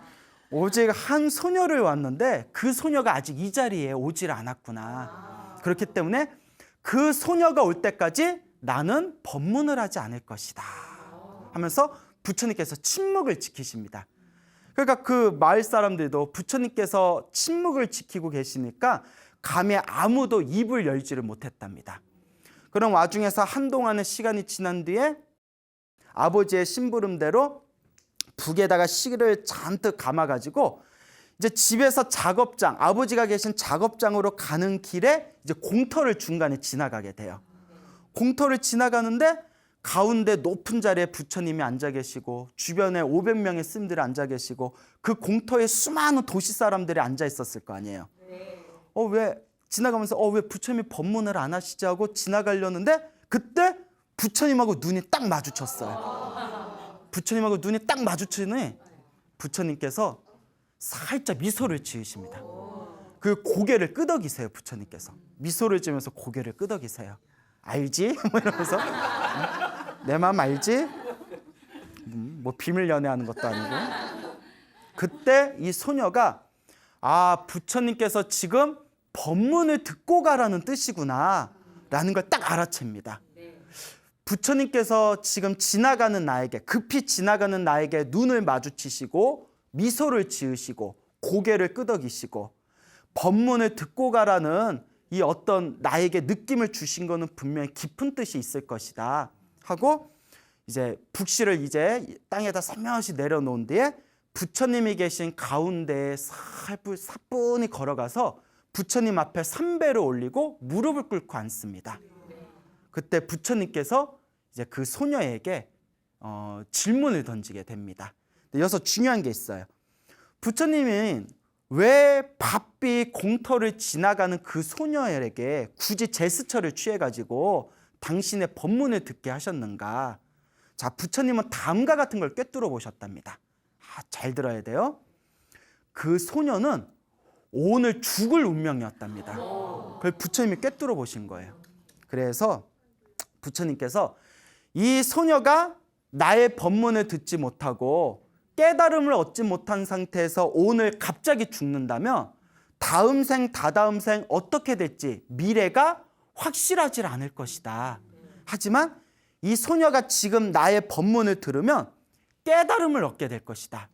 깨달음을 얻게 되고 다음 생에 천상세계, 하늘세계에 태어날 것이며 이 소녀의 미래는 또렷하게 좋은 쪽으로 결정될 것이다.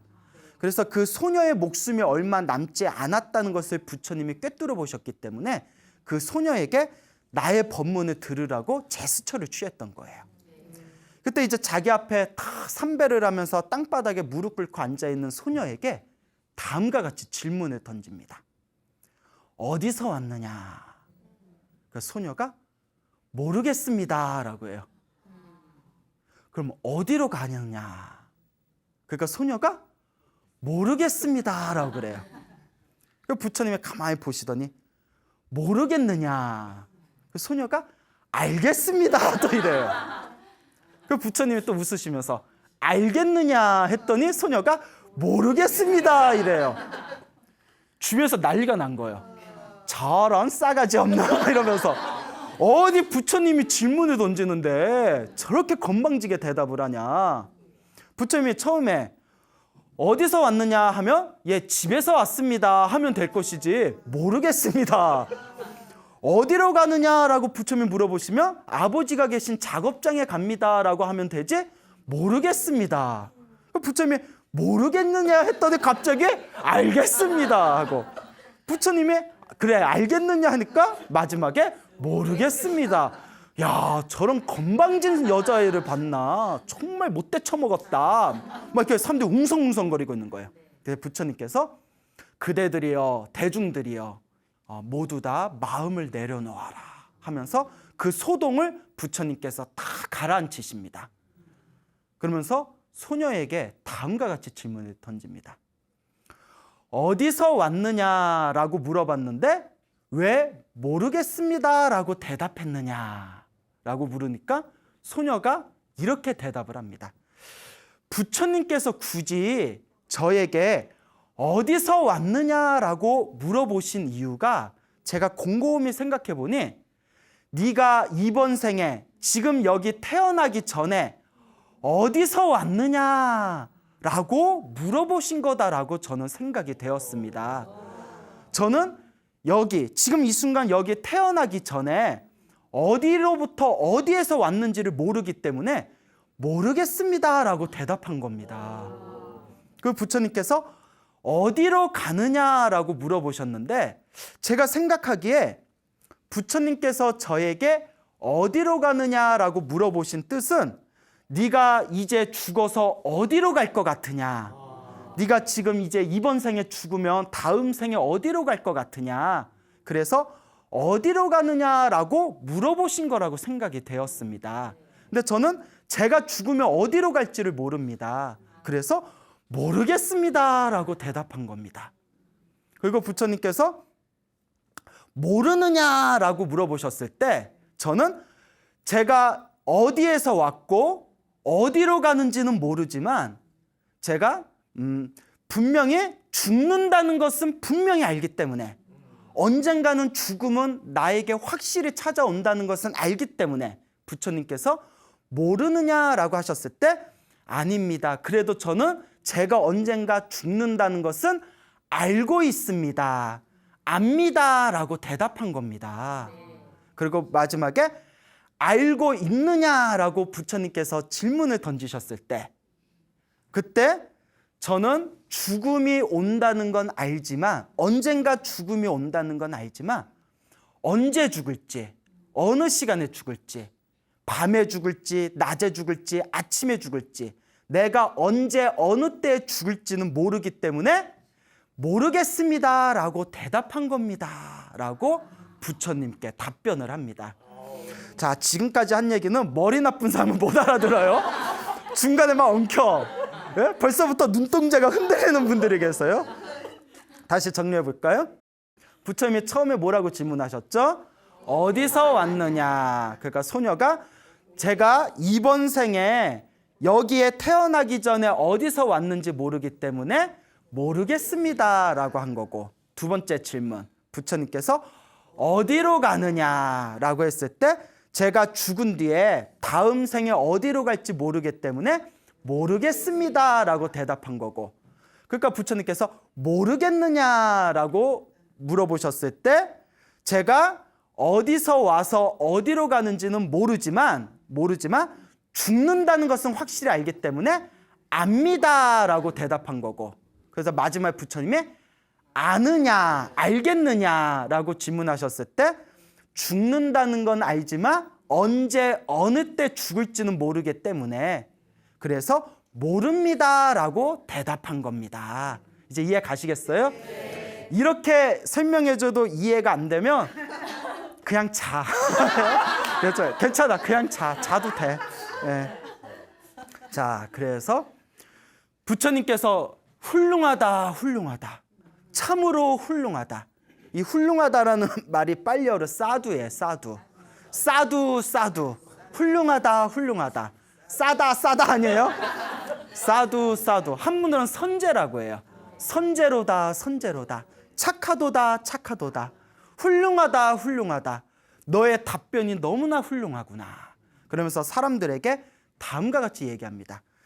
그대들이 처음에 이 소녀의 대답을 들었을 때 이 소녀가 건방지다고 다들 욕을 하고 화를 일으켰다. 하지만 보아라, 이 소녀의 이 훌륭한 답변을, 이 소녀와 같이 지혜로운 사람만이 이와 같이 훌륭한 답변을, 훌륭한 대답을 할 수 있는 것이다 라면서 수많은 사람들 앞에서 그 소녀를 칭찬합니다. 3년 전에 만났을 때 16살이었으니까 그러니까 이제 몇 살 때? 3년 후에 19. 그렇죠. 이것도 헷갈리는 거 아니죠? 19살 소녀에게 다 이렇게 칭찬을 하면서, 그래서 그 소녀는 3년 동안 죽음에 대해서 명상했던 거예요. 3년 동안 죽음에 대해서 명상을 하면서 지혜가 열렸던 거예요. 그 부처님의 그 4가지 대답을 완벽하게 지혜롭게 답변을 할 수가 있었던 겁니다. 부처님이 그 소녀를 하염없이 칭찬하면서 다음과 같은 유명한 개송을 남기십니다. 부처님께서 수많은 사람들 앞에서 이와 같은 개송을 남기시되, 세상 사람들은 눈 멀었다. 세상의 사람들은 눈이 멀었다. 오직 몇몇 사람들만이 진리를 볼 수가 있다. 몇몇 새들만이 그물을 벗어나듯이 몇몇 사람들만이 하늘 세계에 태어날 수 있다네. 라는 개성을 탁 그 소녀와 수많은 사람들에게 이 개성을 읽자마자 그 소녀가 그 자리에서 수다원가라는 깨달음을 얻게 됩니다. 무슨 깨달음을 얻었다고요? 수다원가. 그 불교에서는 모든 욕망과 번뇌가 완전히 사라진 거룩한 성자를 아라한이라고 해요. 뭐라고 한다고요? 아라한. 근데 아라한이 되려면 4단계가 있어요. 첫 번째가 수다원, 두 번째가 사다함, 세 번째가 아나함, 그 다음에 4번째가 아라한이에요. 근데 수다원, 첫 번째 깨달음인 수다원가를 딱 얻으면 무조건 수다원가를 얻은 사람은 7번, 몇 번이요? 7번 태어나는 그 7번 안에 아라한이 될 수 있대요. 그러니까 우리가 이걸 슈말 하이패스라고 표현해요. 무조건 쭉 가는 거예요. 그 수다원이 엄청나게 높은 경지입니다. 7번 태어나고 죽는 7생 안에 아라한이 보장된 존재예요. 엄청나게 높은 경지예요, 수다원도. 그 소녀가 수다원가를 얻게 됩니다. 그 부처님께 감사의 인사를 올리고 이제 아버지한테 북시를 가져다 주려고 북시를 들고 작업장을 딱 갔는데 아버지가 이제 그 배짜는 그 물레 앞에서 꾸벅꾸벅 졸고 계시는 거예요. 아버지가 졸고 있을 때 아버지 앞에다가 그 씨를 담고 있는 그 북실의 바구니를 딱 갖다 드린다는 게 그만 북실 바구니가 바닥에 퉁 하고 떨어졌대요. 아버지가 꾸벅꾸벅 졸고 있을 때 퉁 하고 떨어지니까 아버지가 깜짝 놀라면서 자기도 딱 깨면서 방추라고 물레 씨를 짜는 이렇게 기계에 방추라는 게 있어요. 방추를 확 당겼는데 그 방추 끝에 있는 날카로운 바늘을 그만 그 소녀, 그러니까 그 직조공의 딸의 가슴에 확 박히게 됩니다. 그리고 딸이 그 자리에서 쓰러져서 바로 절명을 해버려요. 목숨이 끊기게 됩니다. 너무나 어처구니 없는 죽음이죠.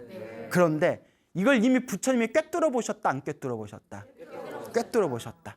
그래서 부처님의 법문을 듣고 수다원가를 얻었던 그 공덕으로 죽자마자 목숨이 끊기자마자 바로 눈 깜짝할 사이에 하늘 세계에 태어났답니다.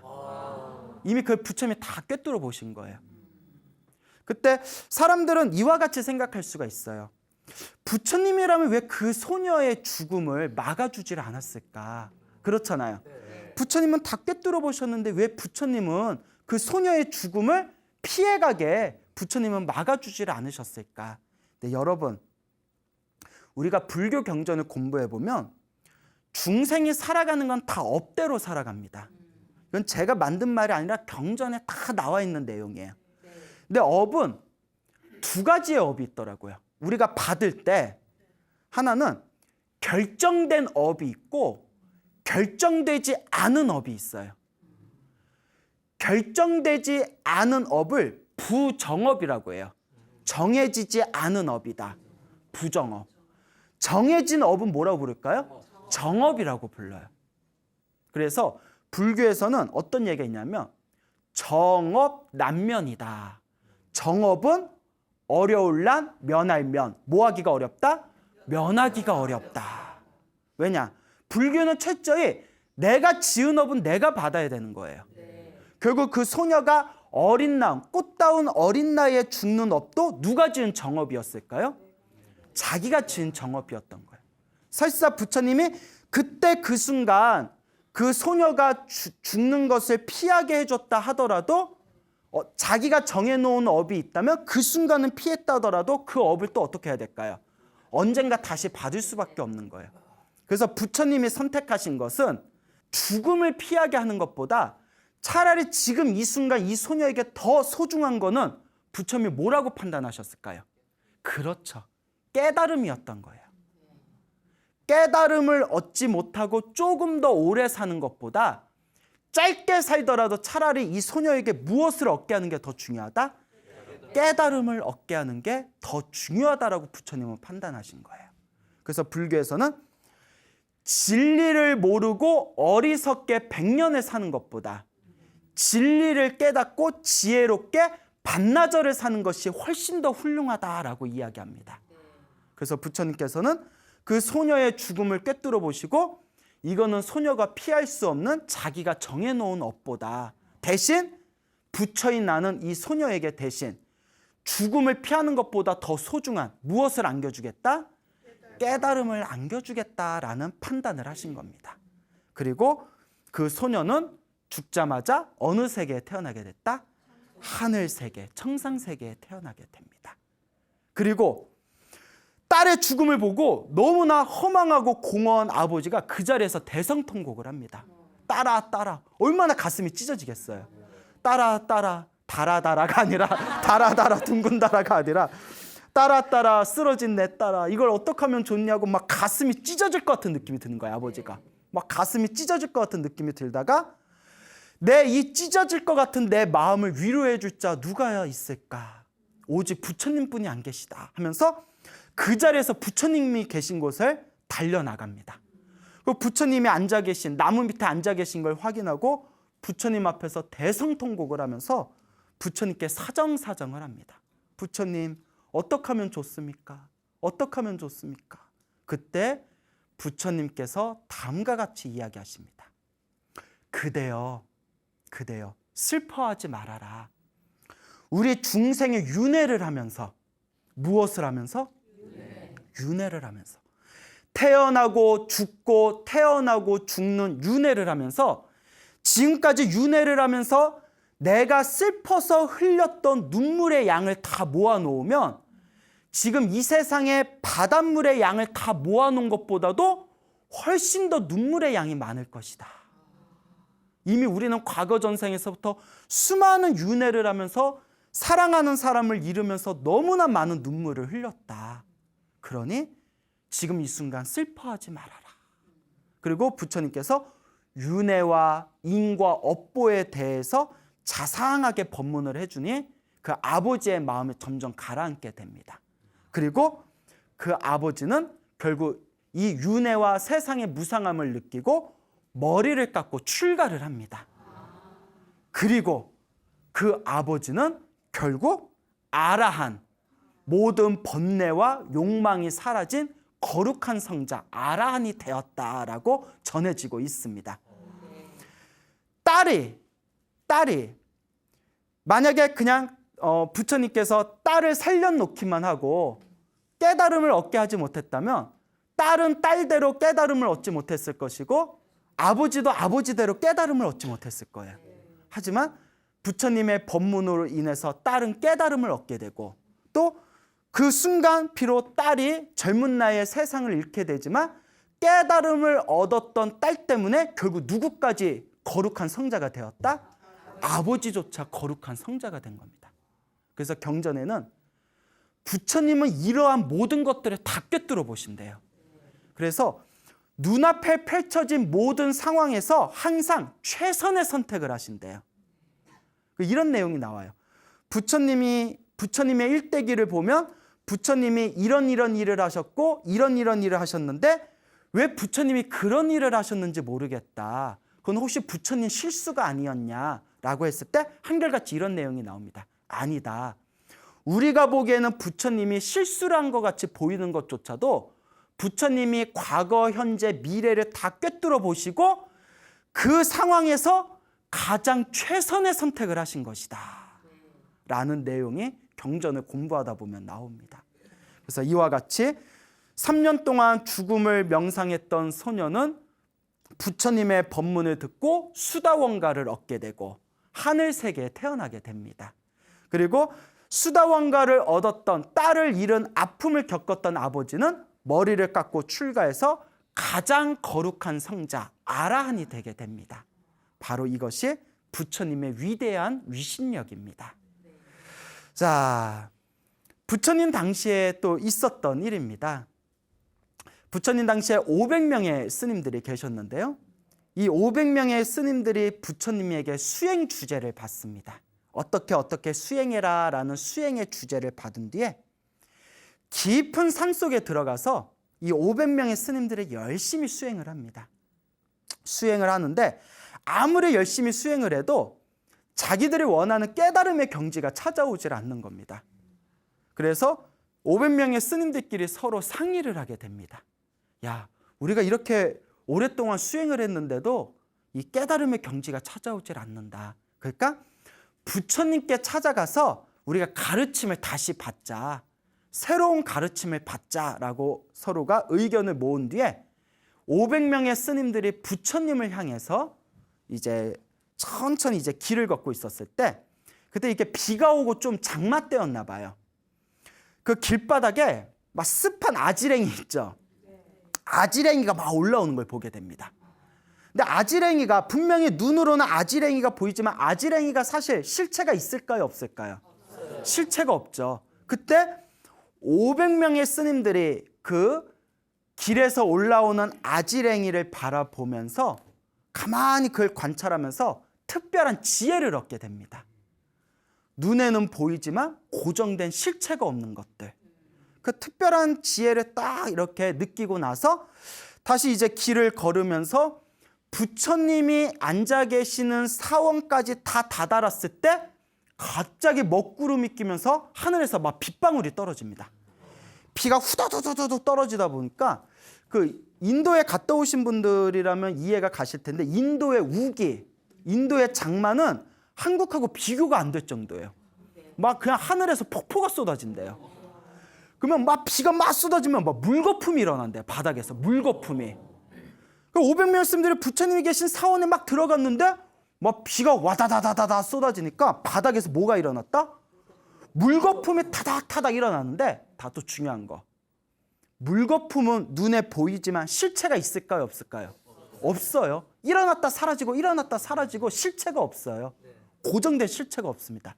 그때 아지랭이를 보면서 고정된 실체가 없다는 특별한 지혜를 얻은 상태에서 실체가 없는 물거품의 모습을 보며 500명의 이 스님들이 무언가 가슴에 느껴지는 바가 탁 올라오면서 가만히 500명이 서가지고 그 흩어지는 물거품을 계속 바라보고 있었대요. 절에 들어올 생각은 안 하고 500명이 절 밖에 서 있어 봐 민폐지.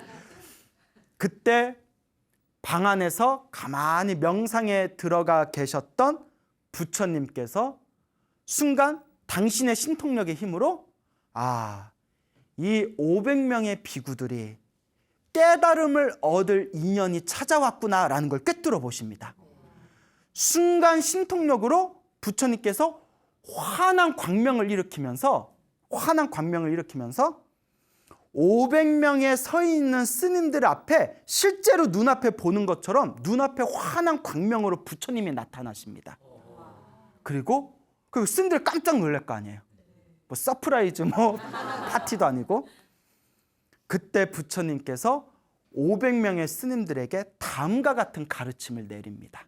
그 비가 막 쏟아지고 500명의 스님들이 서 있고 거기에 환한 광명으로 부처님이 눈앞에 짠 하고 나타나면서 다음과 같이 말씀하십니다.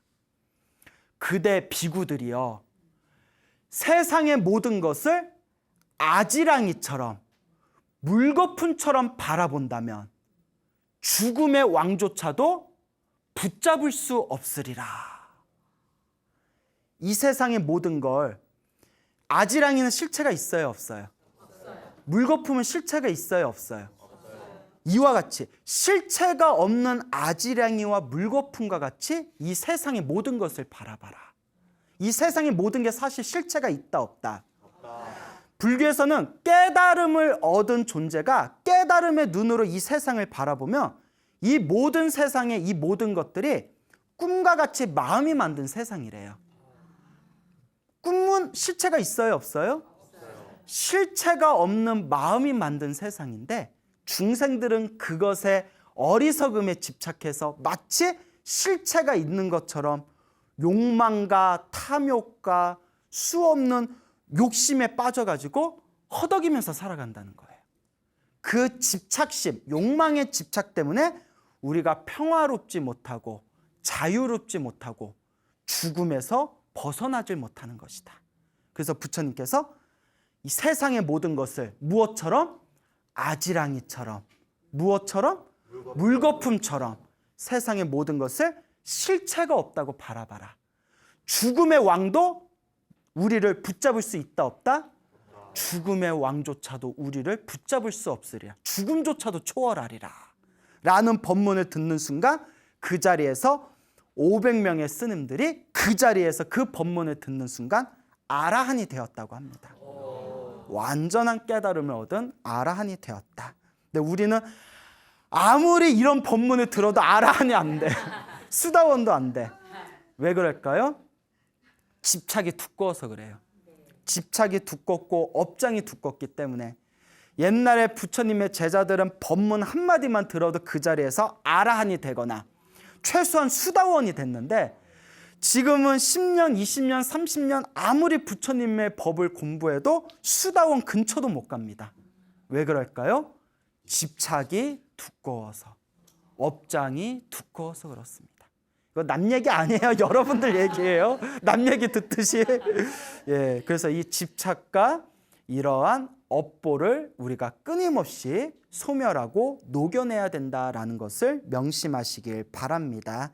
알겠죠? 네. 자, 부처님 당시에 빈비사라라는 왕이 있었습니다.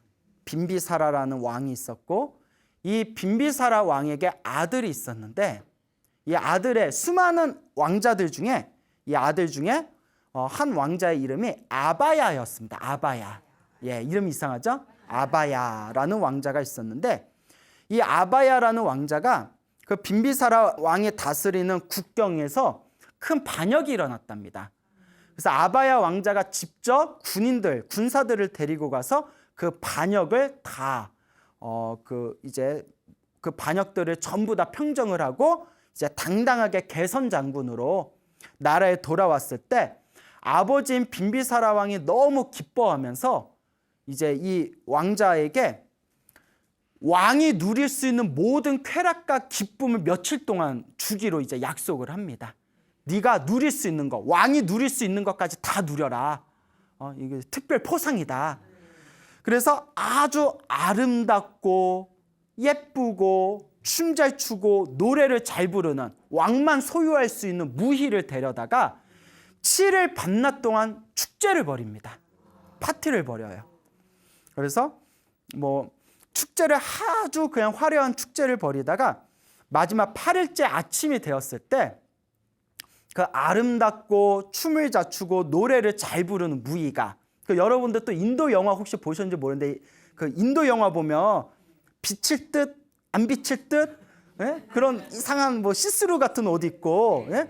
그리고 막 뚫어봐도 잘 안 보이는, 그러면서 뭔가 좀 막 굴곡이 나오는 그런 옷을 입고 막 춤을 여자들이 엄청 잘 춰요. 보셨나요, 인도 영화? 그러니까 그렇게 예쁜 무희들 중에서도 가장 예쁜, 왕만 소유할 수 있는 무희가 마지막 8일째 되는 날 막 춤을 추면서 노래를 부르다가 갑자기 배가 아프다고 쓰러지더니 그 자리에서 죽어버립니다. 아바야 왕자 깜짝 놀라가지고, 야, 왜 그래? 왜 그래? 아파? 아파야? 그래서 아바야, 야야야, 아파야? 아파야? 죄송합니다. 그래서 이름이 아바야 왕자라는, 야, 어디가 아파? 하다가 죽은 걸 알고는 억장이 무너지는 괴로움을 느낍니다. 이렇게 예쁘고 내가 사랑했던 여인이 갑자기 노래 부르고 춤추다가 죽어버리다니, 이 고통과 이 슬픔을 내가 누구에게 내가 위로받을 수 있을 것인가? 그리고 누구를 찾아갔을까요? 부처님을 찾아갑니다. 실컷 놀다가 아쉬우니까 누구 찾아가? 부처님을 찾아가요. 그러니까 지금 신도나 옛날 신도들이나 똑같아. 꼭 아쉬워야 부처님 찾아. 실컷 놀다가 여자가 죽으니까 억장이 무너지는 슬픔 속에서 부처님을 찾아가서, 부처님, 제가 너무 괴롭습니다. 제 마음을 위로해 주십시오. 그때 부처님께서 다음과 같이 이야기하십니다. 왕자여, 그대가 수없는 윤회 동안 태어나고 죽고 태어나고 죽는 수없는 윤회 동안 사랑하는 사람을 잃어서 흘린 눈물의 양을 다 모은다면 지금 이 바다의, 이 세상의 모든 바닷물을 모은 양보다도 훨씬 더 눈물의 양이 많을 것이다. 그대가 사랑하는 사람을 잃은 것은 이번 생뿐만이 아니다. 이미 과거 전생에서부터 수많은 슬픔을 다 그대는 경험하였다 하면서 윤회와 인과 업보에 대한 법문을 해주시면서 그 왕자의 마음을 위로해 주십니다. 그리고 부처님께서 왕자에게 다음과 같은 유명한 개송을 남기십니다. 아주 유명한 개송이고 여러분들 한번 잘 음미해 보시기 바랍니다. 그대여, 저 화려해 보이는 세상을 보라. 어리석은 사람은 그곳에 빠져 버둥거리고 지혜로운 사람은 그것에 집착하지 않는다네. 무엇하지 않는다네? 집착하지 않는다네. 결국 그 아바야 왕자는 마음의 평온함을 얻었고 나중에 아버지인 빈비사라 왕이 세상을 떠나고 난 뒤에 세상의 무상함을 느끼고 머리를 깎고 출가해서 결국은 모든 번뇌와 욕망이 사라진 거룩한 성자 아라한이 되었다라는 이야기가 전해지고 있습니다. 오늘 이야기의 전체적인 주제는 바로 죽음이었고요. 그리고 우리가 언제 죽음이 코앞에 닥칠지도 모르는데 집착하고 있는 세상의 욕망에 대한 그런 어떤 주제를 가지고 여러분들에게 이야기를 들려드렸습니다. 그러니 여러분, 부처님의 가르침은 궁극적으로 욕망을 초월하는 가르침입니다. 우리 한국 불자의 99%는 다 욕망을 채우려고 절에 오는 것 같아요. 사업 잘 되게 해주세요. 애들 잘 되게 해주세요. 남편 잘 되게 해주세요. 오직 우리 가족 잘 되게 해주세요. 나라가 망해도 좋습니다. 우리 가족 잘 되게 해주세요. 그건 아니겠죠? 예. 그렇지만 대부분의 불자들이 개인적인 욕망으로 절에 많이 찾아와요. 하지만 여러분 꼭 명심하시기 바랍니다. 진정한 부처님의 가르침은 모든 집착에서 자유로워지고 욕망을 벗어나서 영원한 행복을 얻는 것, 죽음을 초월하는 것, 이것이 진정한 부처님의 가르침이라는 것을 꼭 가슴속에 각인하시길 바랍니다. 알겠죠? 네. 여러분, 행복해지고 싶습니까? 네. 행복한 삶을 창조하고 싶습니까? 네. 복을 지으십시오. 선업을 지으십시오. 공덕을 쌓으십시오. 복과 선업과 공덕의 힘이 여러분들을 진정한 행복의 길로 이끌어 줄 것입니다. 자, 여기서 마치겠습니다. 소중한 나 무한 행복.